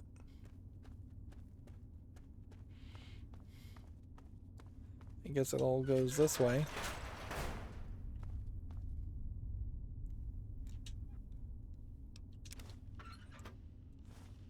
One more pre-war book.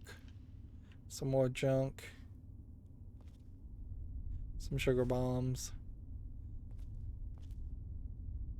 And what seems like maybe an entrance to something bigger.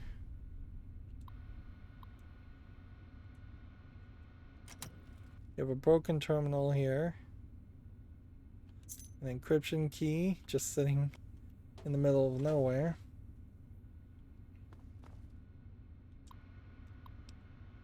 Open secure hatch. So I don't know if you could have hacked that. From the feeling of it, you really couldn't. And you had to find the security key, which I could see people just kind of assuming that that wasn't the case. So it's a Chinese remnant spy with a dirty Chinese jumpsuit. We'll take that. A lunchbox. Chinese commando hat. Chinese remnant spy. So the Chinese at some point did make it. This is President Eden, and you're listening to They made it Enclave all Radio, the way here. the voice of America. Hello, my beautiful America. This is President Eden. You almost wonder if you turning this on and turning this would spread the Enclave's message. Like this radio would, this microphone would pick up that radio speaker signal. Some mini nuke. Purified water. They clearly didn't get anywhere with this.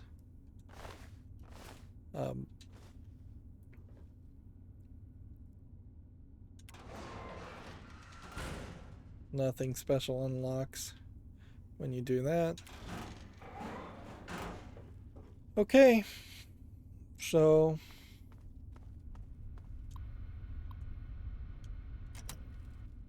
yep, there is a story being told here, but it's not really fleshed out. It definitely would have made a lot more sense for the narrative to be.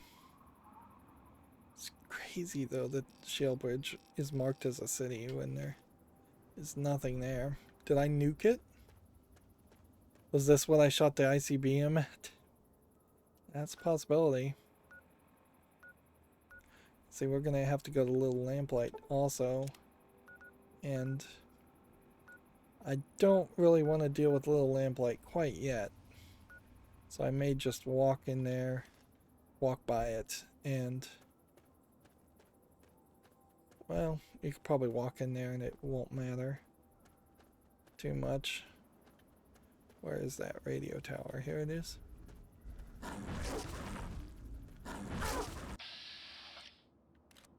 Yeah, I guess you guys are supposed to be the bears.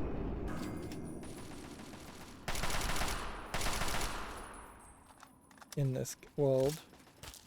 Just don't fight enough of them.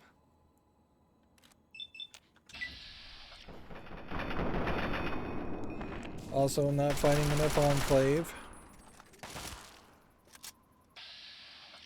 And far too many super mutants.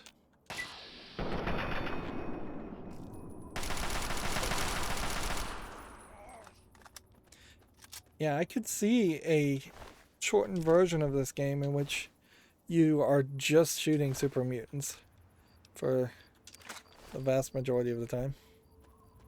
Obviously, we have found so many Chinese guns that it'd be kind of ridiculous to believe that the Chinese at some point hadn't landed on and attacked by military troops instead of just a full-on air fight.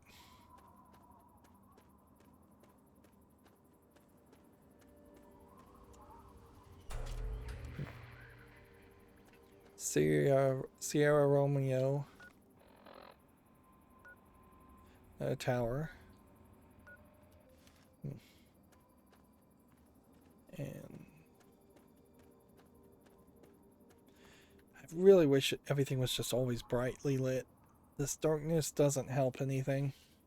I think a lot of games learned this and they started creating systems where it would get kind of dusk-like, but it would never actually get fully dark.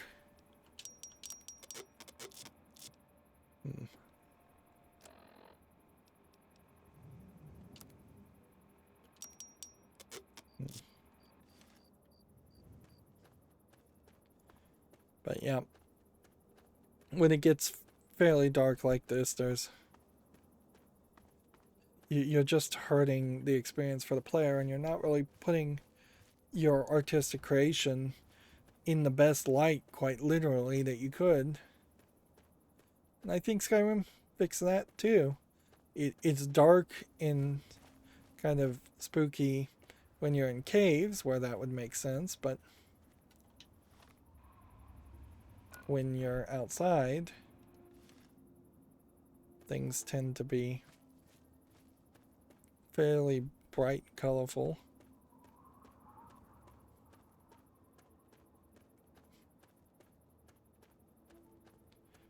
This feels like you should be able to jump up here, but I'm not sure if the game really wants to let you.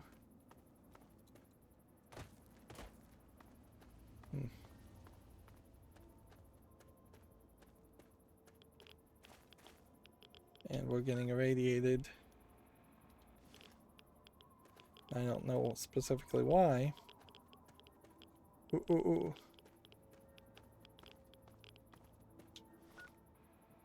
So, we've just hit the radiation sea. Let's see. Rat away. And another one for good safety. You can see as I walked in that general direction, my rads went up to 100 a second. Nowhere else in this game has it been like that. And that's honestly exactly what I was expecting to run into as we got into more areas. That being said, there should have been a bit more of a warning.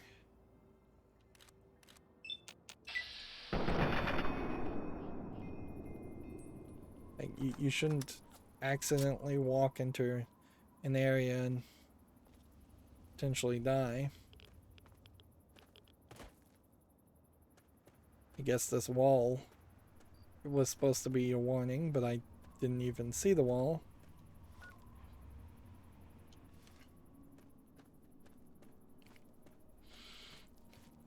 And having a suit that even reduced our radiation by 60%,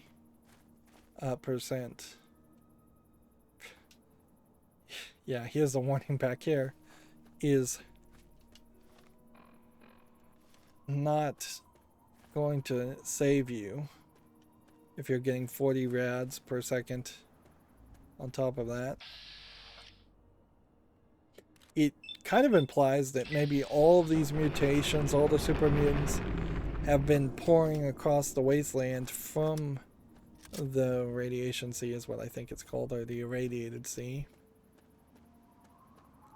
And if that was the case, then you almost feel like there should be a breadcrumb trail of camp, super mutant camp next to super mutant camp next to super mutant camp, just all the way from here all the way deep in this direction.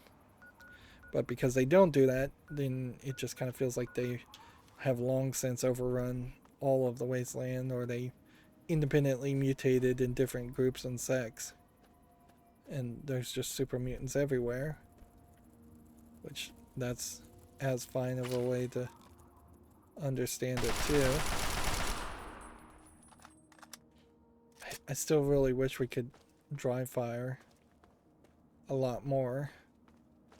I have plenty of bullets with this gun. I could. It's just, it's a slowing down of the whole process.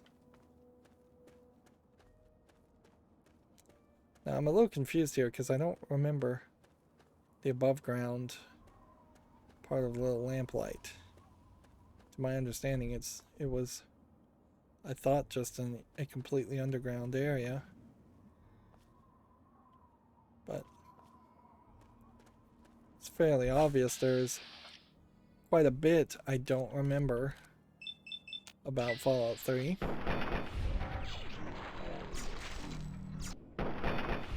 And quite a bit that I thought I missed that I didn't miss.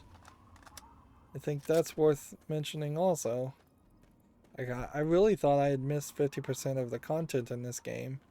I honestly feel like I barely missed, when I first played it, I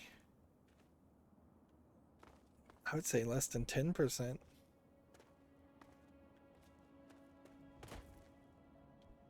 Yeah. Because they have all these ledges, you can kind of just drop down from one ledge to another ledge to another ledge.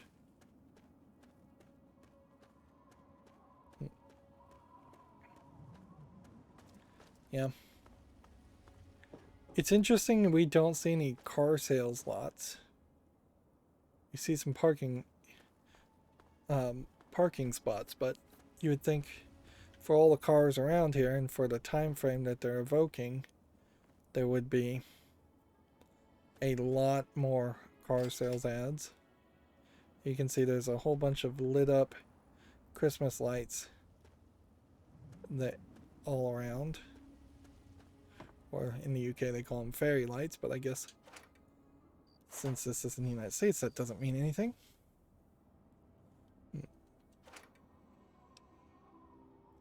Bobby pin. Most valuable thing possible.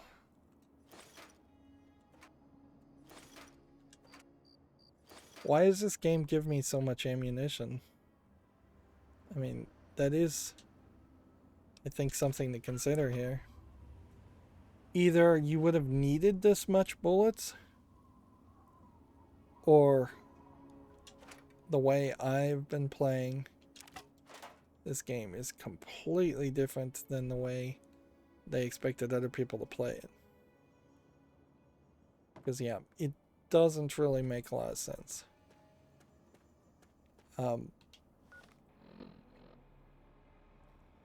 Let's just highlight that for a second.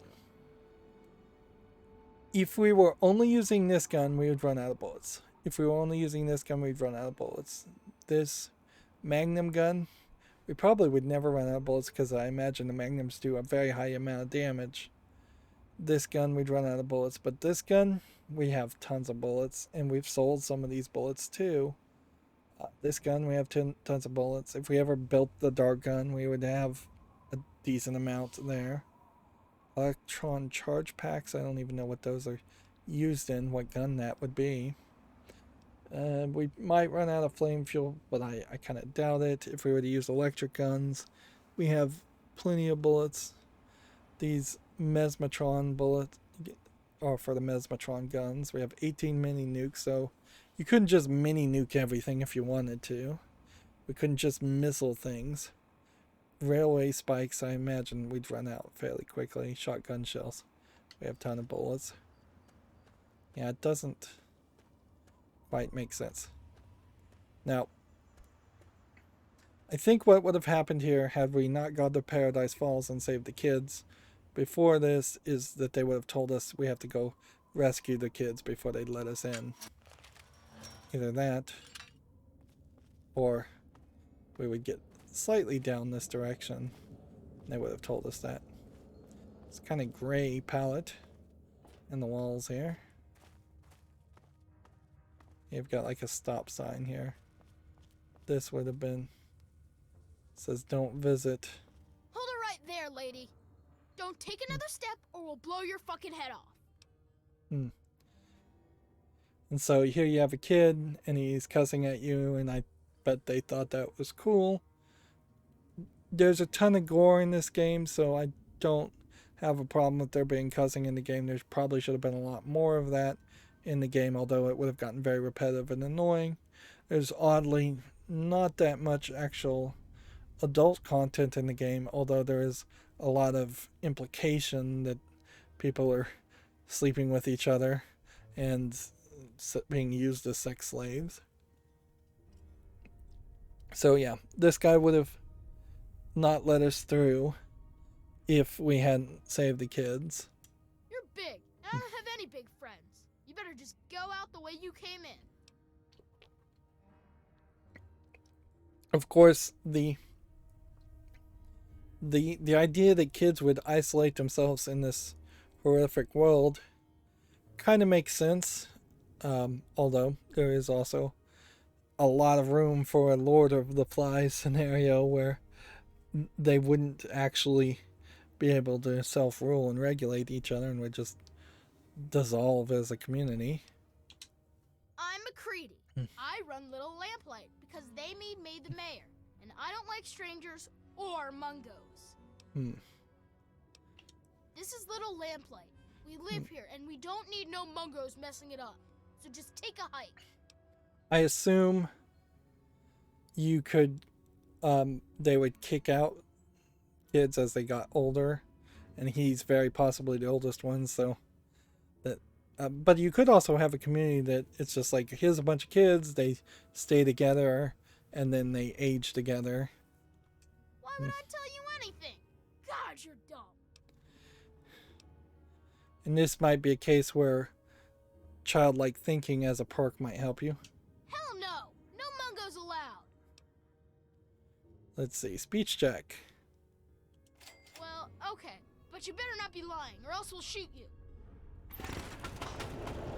We could have also said, I'm the one that got through Paradise Falls.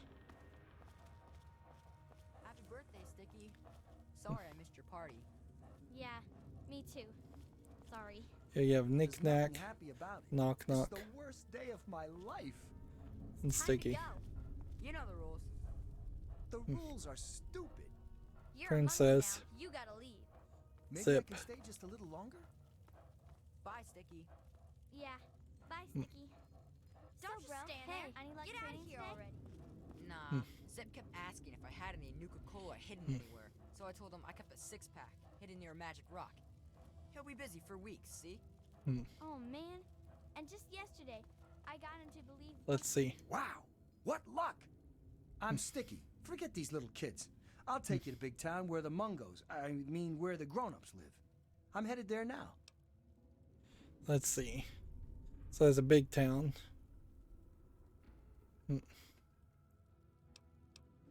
Let's see. Big town? You've never heard of it? It's where all the grown-ups go. Well, at least when they grow up and out of Little Lamplight. I can show you the way. There's no reason to waste your time with a bunch of snot-nosed kids. Let's go now. Let's see.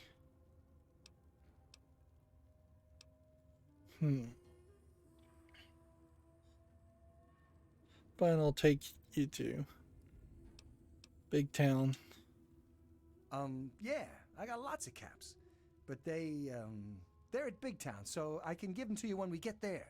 Yeah! Take me to Big Town, and you'll get your reward. My girlfriend Red has lots of caps. I'll wait for you outside, unless you want to go now. Let's see.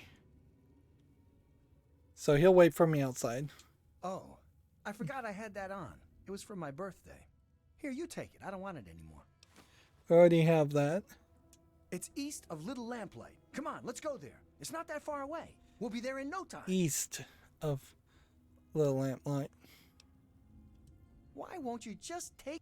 One of the rocks out back, Granite. Okay, let's go with this You want guy. to go to Big Town? Oh. All right. I guess we make a good team. Let's escort this guy. Is he gonna follow?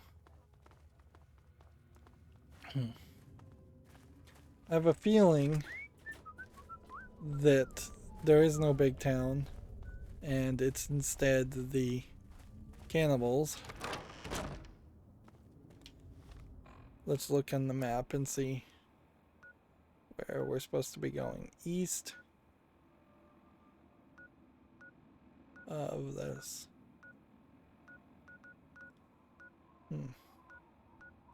All I see is Fort Bannister. Unless he means all the way to Megaton. Are we there yet? I can't wait to get to Big Town. Let's see, speech 42%. I don't have to take that.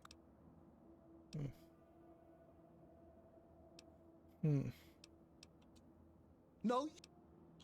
Use. Whatever.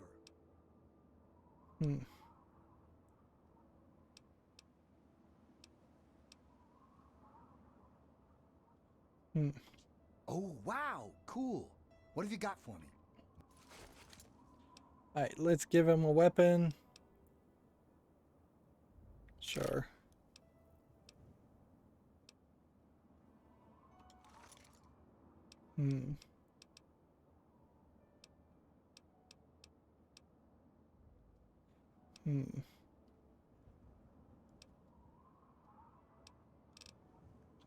Come on, let's hurry up and get to Big Town. See, I just don't have... Like, we're facing east. Which just means it has to be this direction. Are you lost? And so we're just gonna have this annoying kid with us.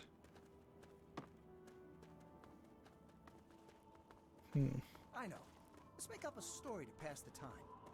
Once upon a time, there was this man. His name was Joking Joe. And he went all around making everyone laugh really hard at all his funny jokes. And Frankly, this is better. A giant ant came up to him and started talking like he This wasn't is some still dumb better guy, than but not having a companion for the vast majority of this game. It said, It does seem "Prepare to die." seem And really was our ridiculous. so-called hero scared? You bet he was. He cried like a little baby. And it's like you're legally obligated to have a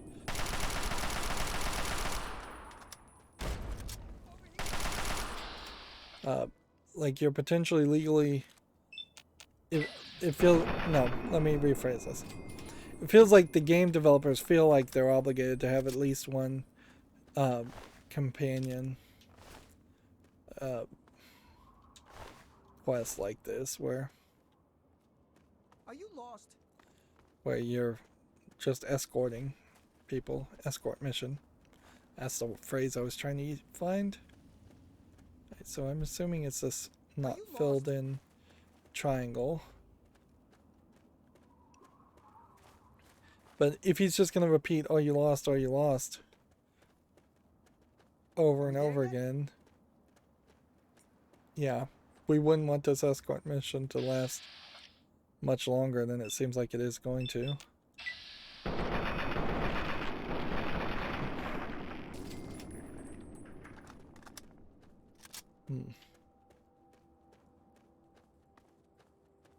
Right.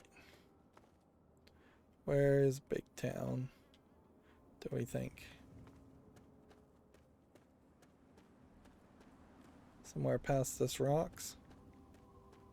On the other side of these rocks?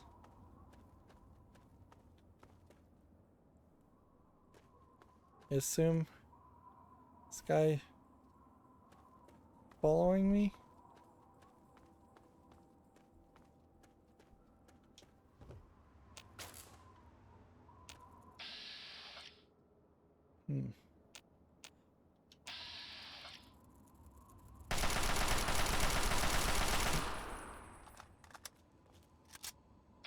I think we may have killed him.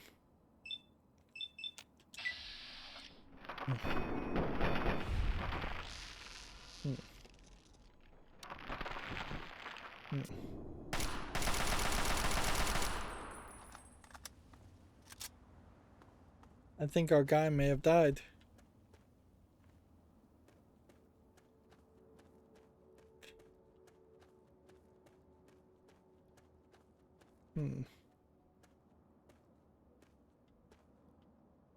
Like he's either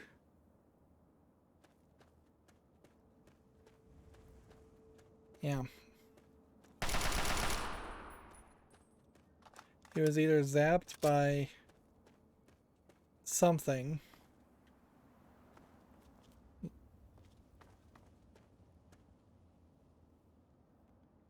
or he's walked ahead of me.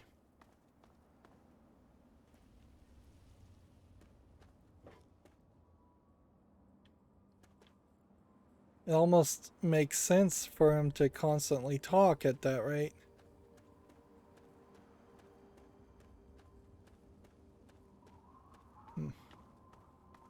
I don't know what I could do. You'd almost have to save scum the whole time.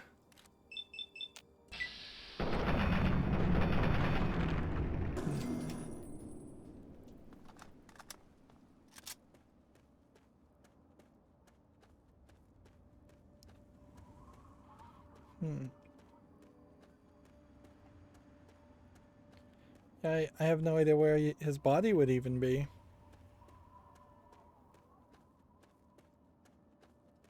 Like, he was talking somewhere around this point.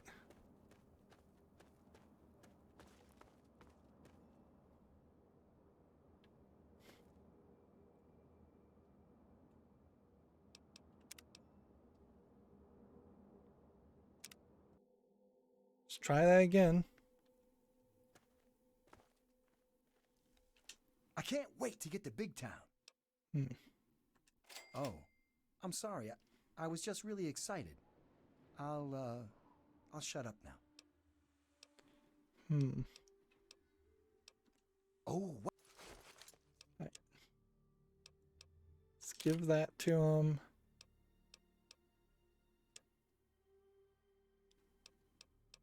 And I don't know if there's really anything else to... Come on, let's hurry up and get to Big Town.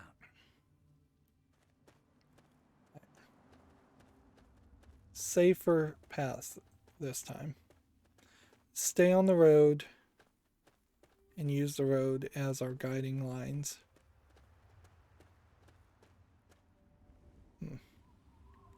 He's just gonna walk behind me and be quiet now.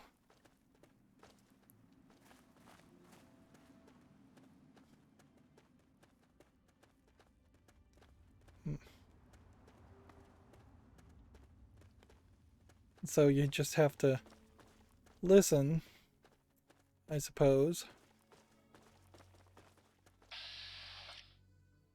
Alright.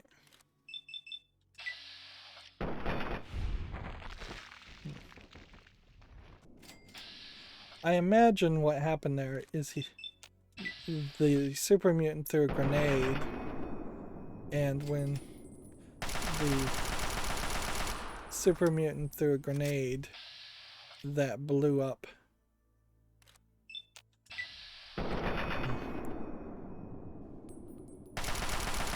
the guy.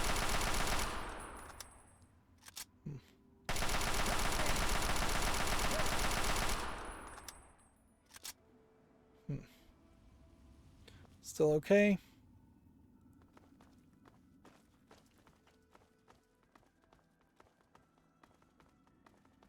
You should probably save scum a little bit here, just for safety's sake.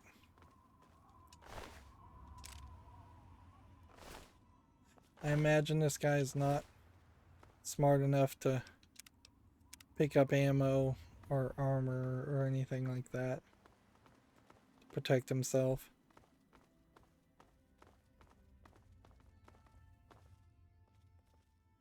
Let's just make sure we can hear him walking behind us.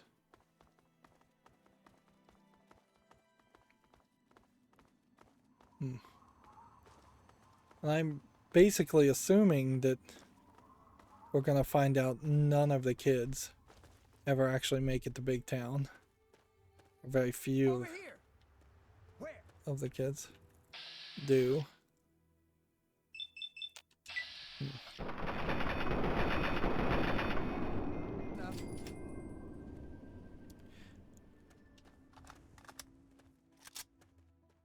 I believe it was either the Greeks or the Romans that are attributed at least to the idea of voting out people I've got one. if they got too popular, politicians if they got too popular.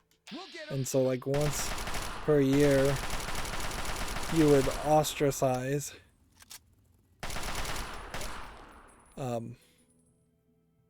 yeah, you can't see his health. That's part of the problem with the way this works. And I guess that's kind of what they're doing here. Little Lamp is doing is ostracizing kids as they become older.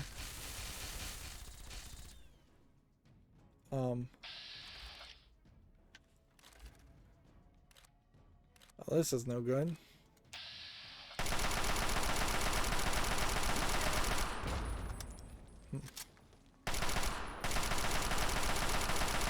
You can see it popping in and popping out as it's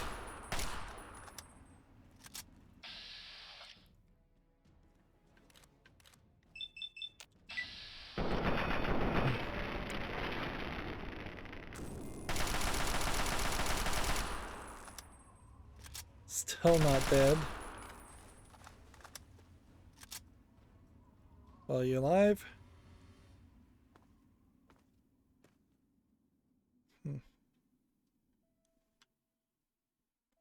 I don't think he is. I think we lost him again.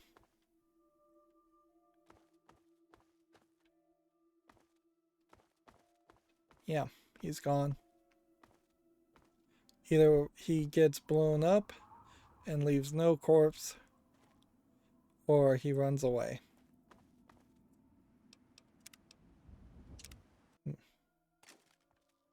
Okay.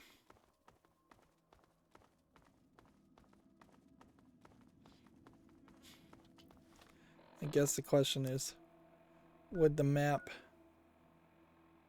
possibly, we stayed on the road,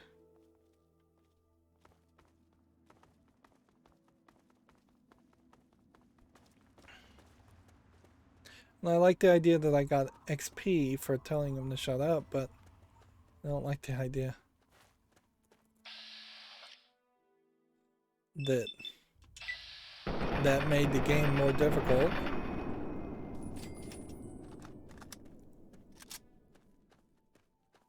Right. We'll try and curve more towards the southeast.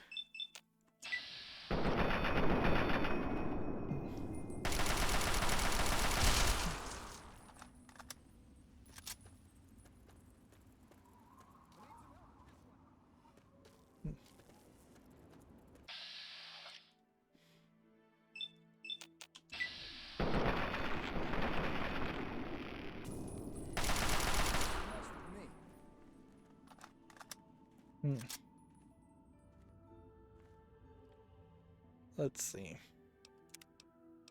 Go ahead and save again.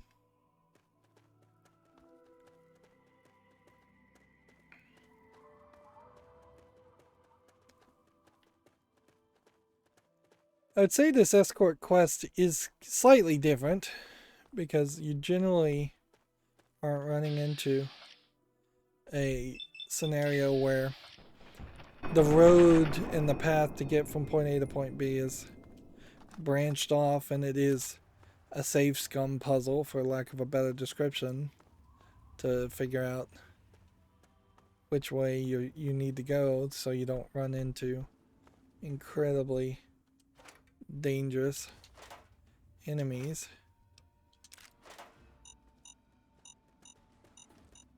I've got one. Deathclaw.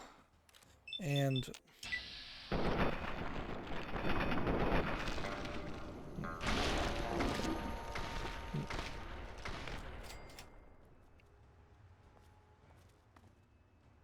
is there anybody else around here?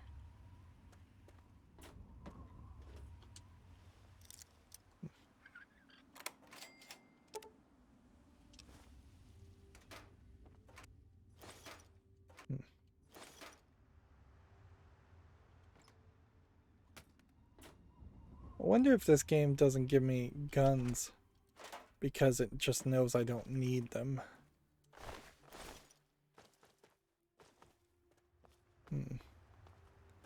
That's a possibility.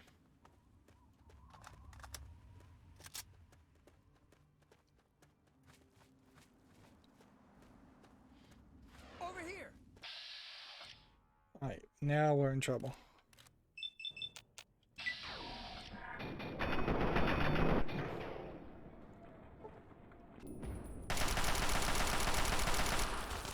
I need to hope this just shoots at me and doesn't shoot any missiles at in this general direction.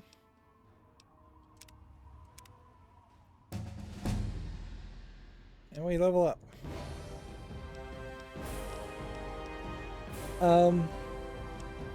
Yeah, I think we put everything up to repair 100, even if it's not something at this point. Speech is already at 100, sneak.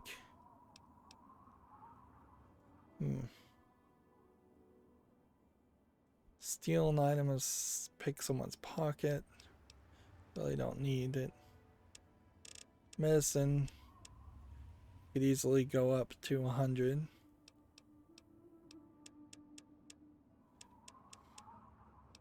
Let's see, energy weapons.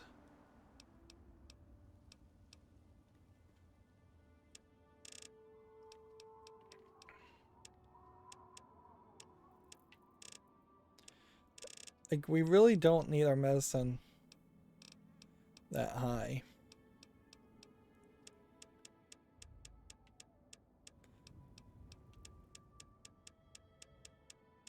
But whatever.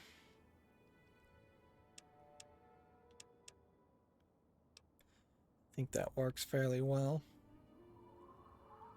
And see if we get another skill up in big guns. Well, big guns would then be up to nearly 86. Yeah, it seems like, well, you can't get everything up to 100. You very possibly, by the time you get to level 30, if you play it right, will get everything up to 100. Yeah, and we still don't have anything new. Let's see, gun nut level 2 would give 5 points to small guns and repair skills. We can't do that. What is the next thing that we would unlock?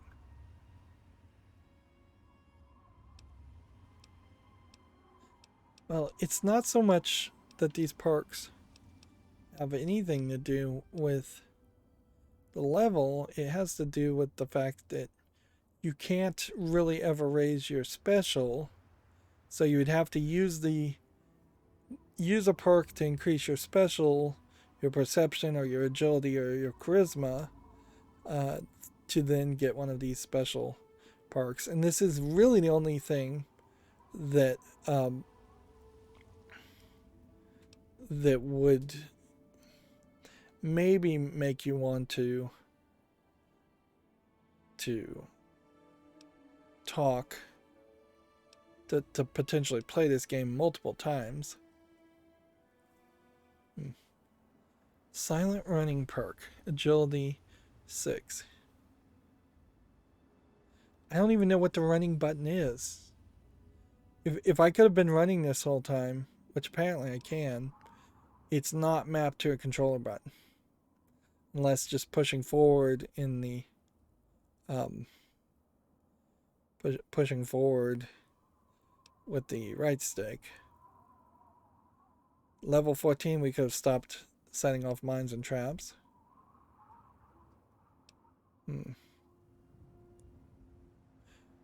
25 action points to use invest. That would be great, but we'd have to get our agility up, which means we'll probably just never get it. Yeah, a lot of these perks definitely you can't do. Let's see. With concentrated files, your accuracy and hit on any body part in VATS increases slightly with each subsequent hit to that body.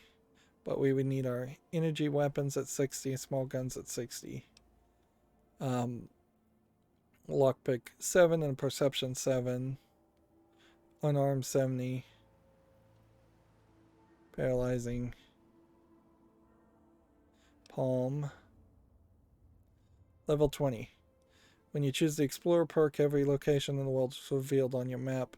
So get out there and explore. If you kill a target in VATS, all your action points will be restored. That's what we want.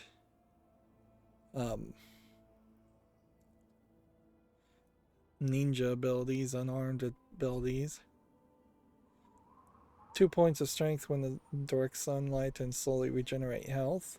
That'd be nice, but it's going to be so late game. Remember, this game stopped you originally at level 22. So you just have these abilities no matter what. And so potentially getting a deep sleep perk for 10% XP doesn't even make sense. The puppies perk lets you replace dog meat. You could create Nuka-Cola Quantum, which, okay. Then the rest of these perks are things that you really wouldn't want to get until you're doing DLC.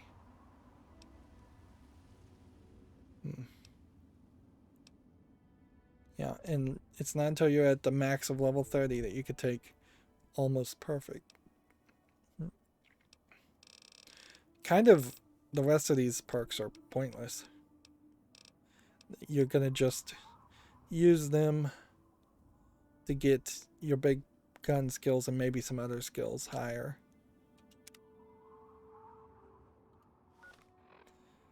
Yeah.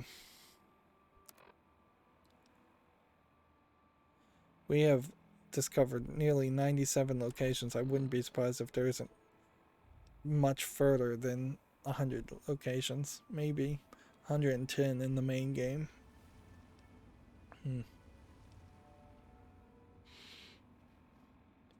And if I had been pumping more things into agility points with this perks, that really wouldn't have worked either. Inherently, this shows off the problem with role-playing games. Is we will have a perfect character right about the time when we have no reason to play the game anymore.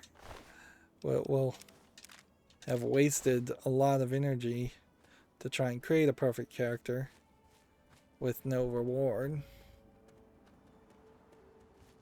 And even when we do have a character with the stats at the maximum, it's still not going to turn the game into that fast-moving action experience that I would have liked to see.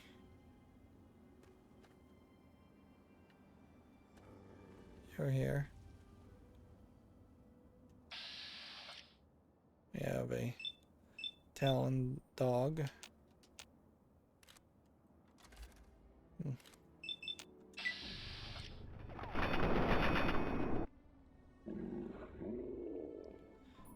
Is this the story of where the Talon Company comes from? Is that they are the adult versions of the little lamplighters? Where's our guy? I think he's dead. Let's go ahead and just load here. And let's just choose to stay or clear of that.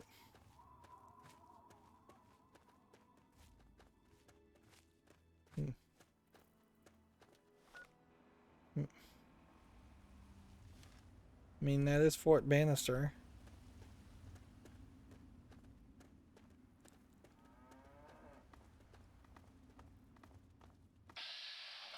That's just a Brahmin. It's not an angry Brahmin. Can I you can't wait to get to Big Town. tell me? It's east of Little Lamplight. Come on, let's go there. It's not that far away. We'll be there in no time.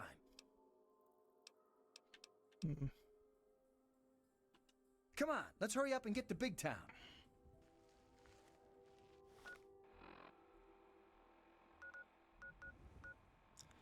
Either we missed it and it's here,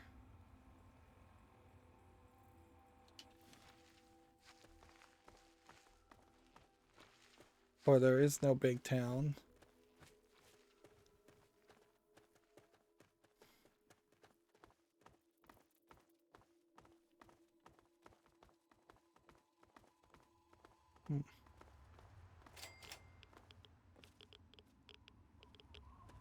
Well, we found the place.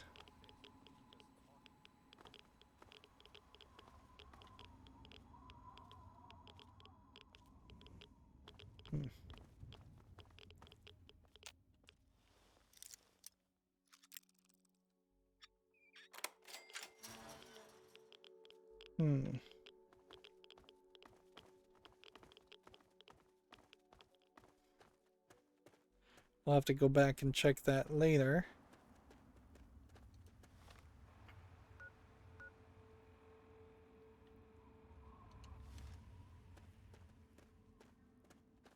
Maybe in the curving and the avoiding.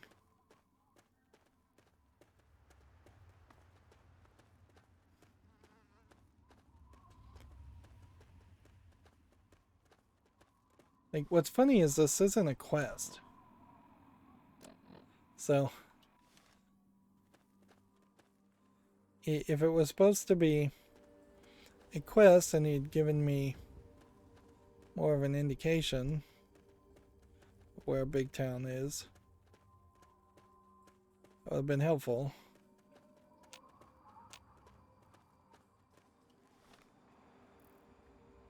Because, yeah, my concern here is we're too north now.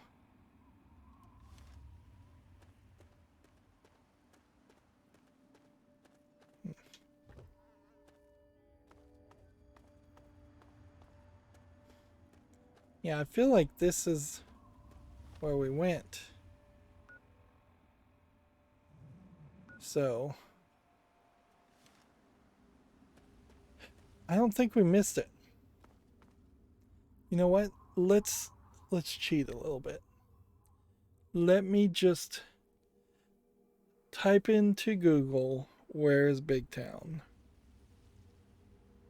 Let's see, and see what it says.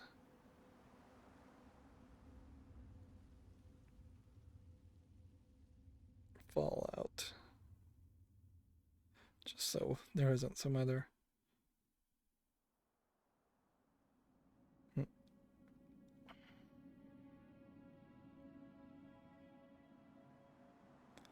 Show me on the map. Okay, there is a location called that. Okay. I think we can zoom out here.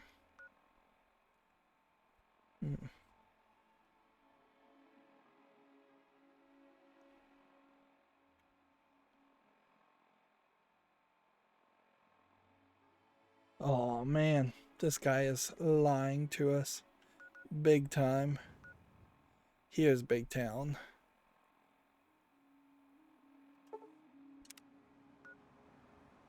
Okay.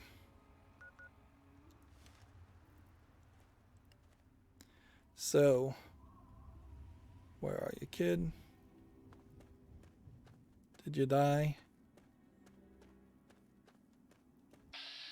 Get eaten by a mole rat?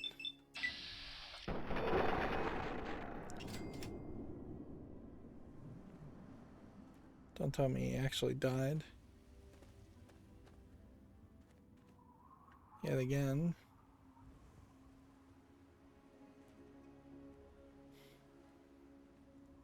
Okay. so the map wants me to go here.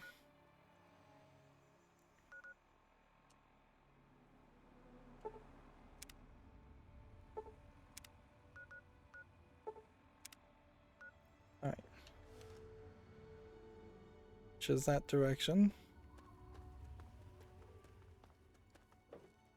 Which does mean we should just check out this waste disposal area, and we should just leave him hanging. Which way do we want to go here?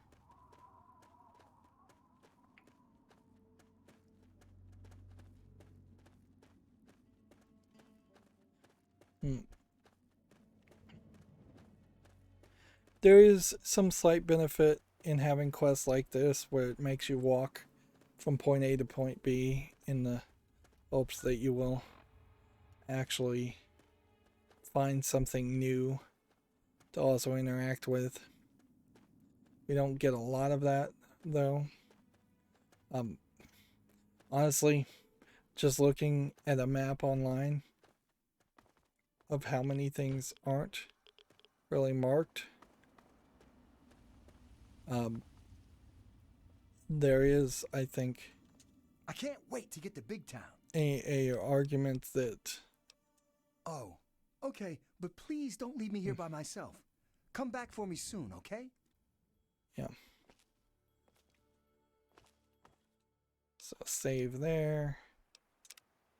We'll save there, and hopefully he won't decide to get irradiated to death, and we will decide to start looking at this location.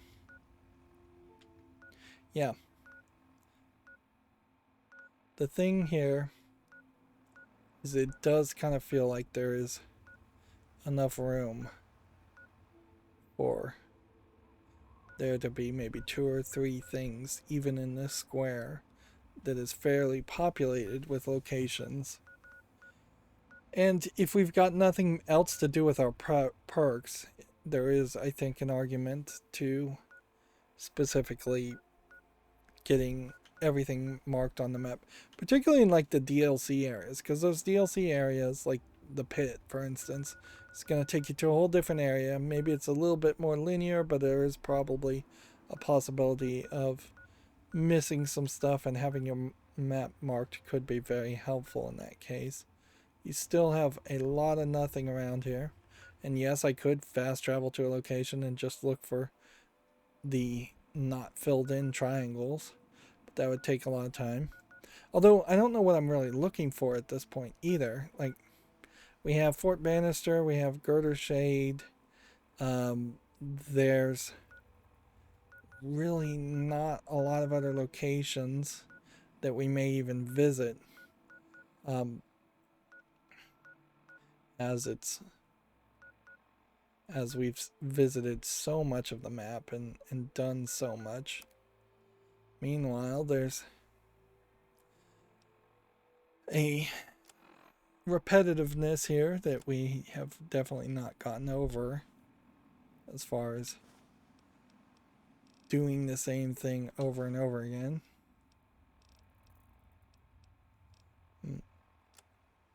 And we still are not getting the interesting stories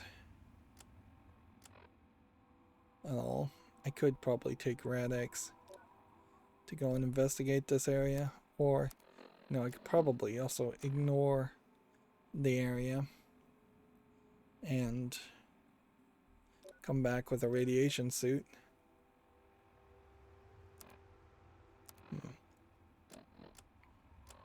We haven't done a main quest in a very long time, too, and all we have left is the main quest, or the DLC quests. Anyways, that's going to be it for this recording. As always, I ask you to like, share, subscribe, comment, and watch every second of my videos. If you want to further follow me on any social media sites, there's a whole bunch of links down below. Thank you for watching. Have a good evening.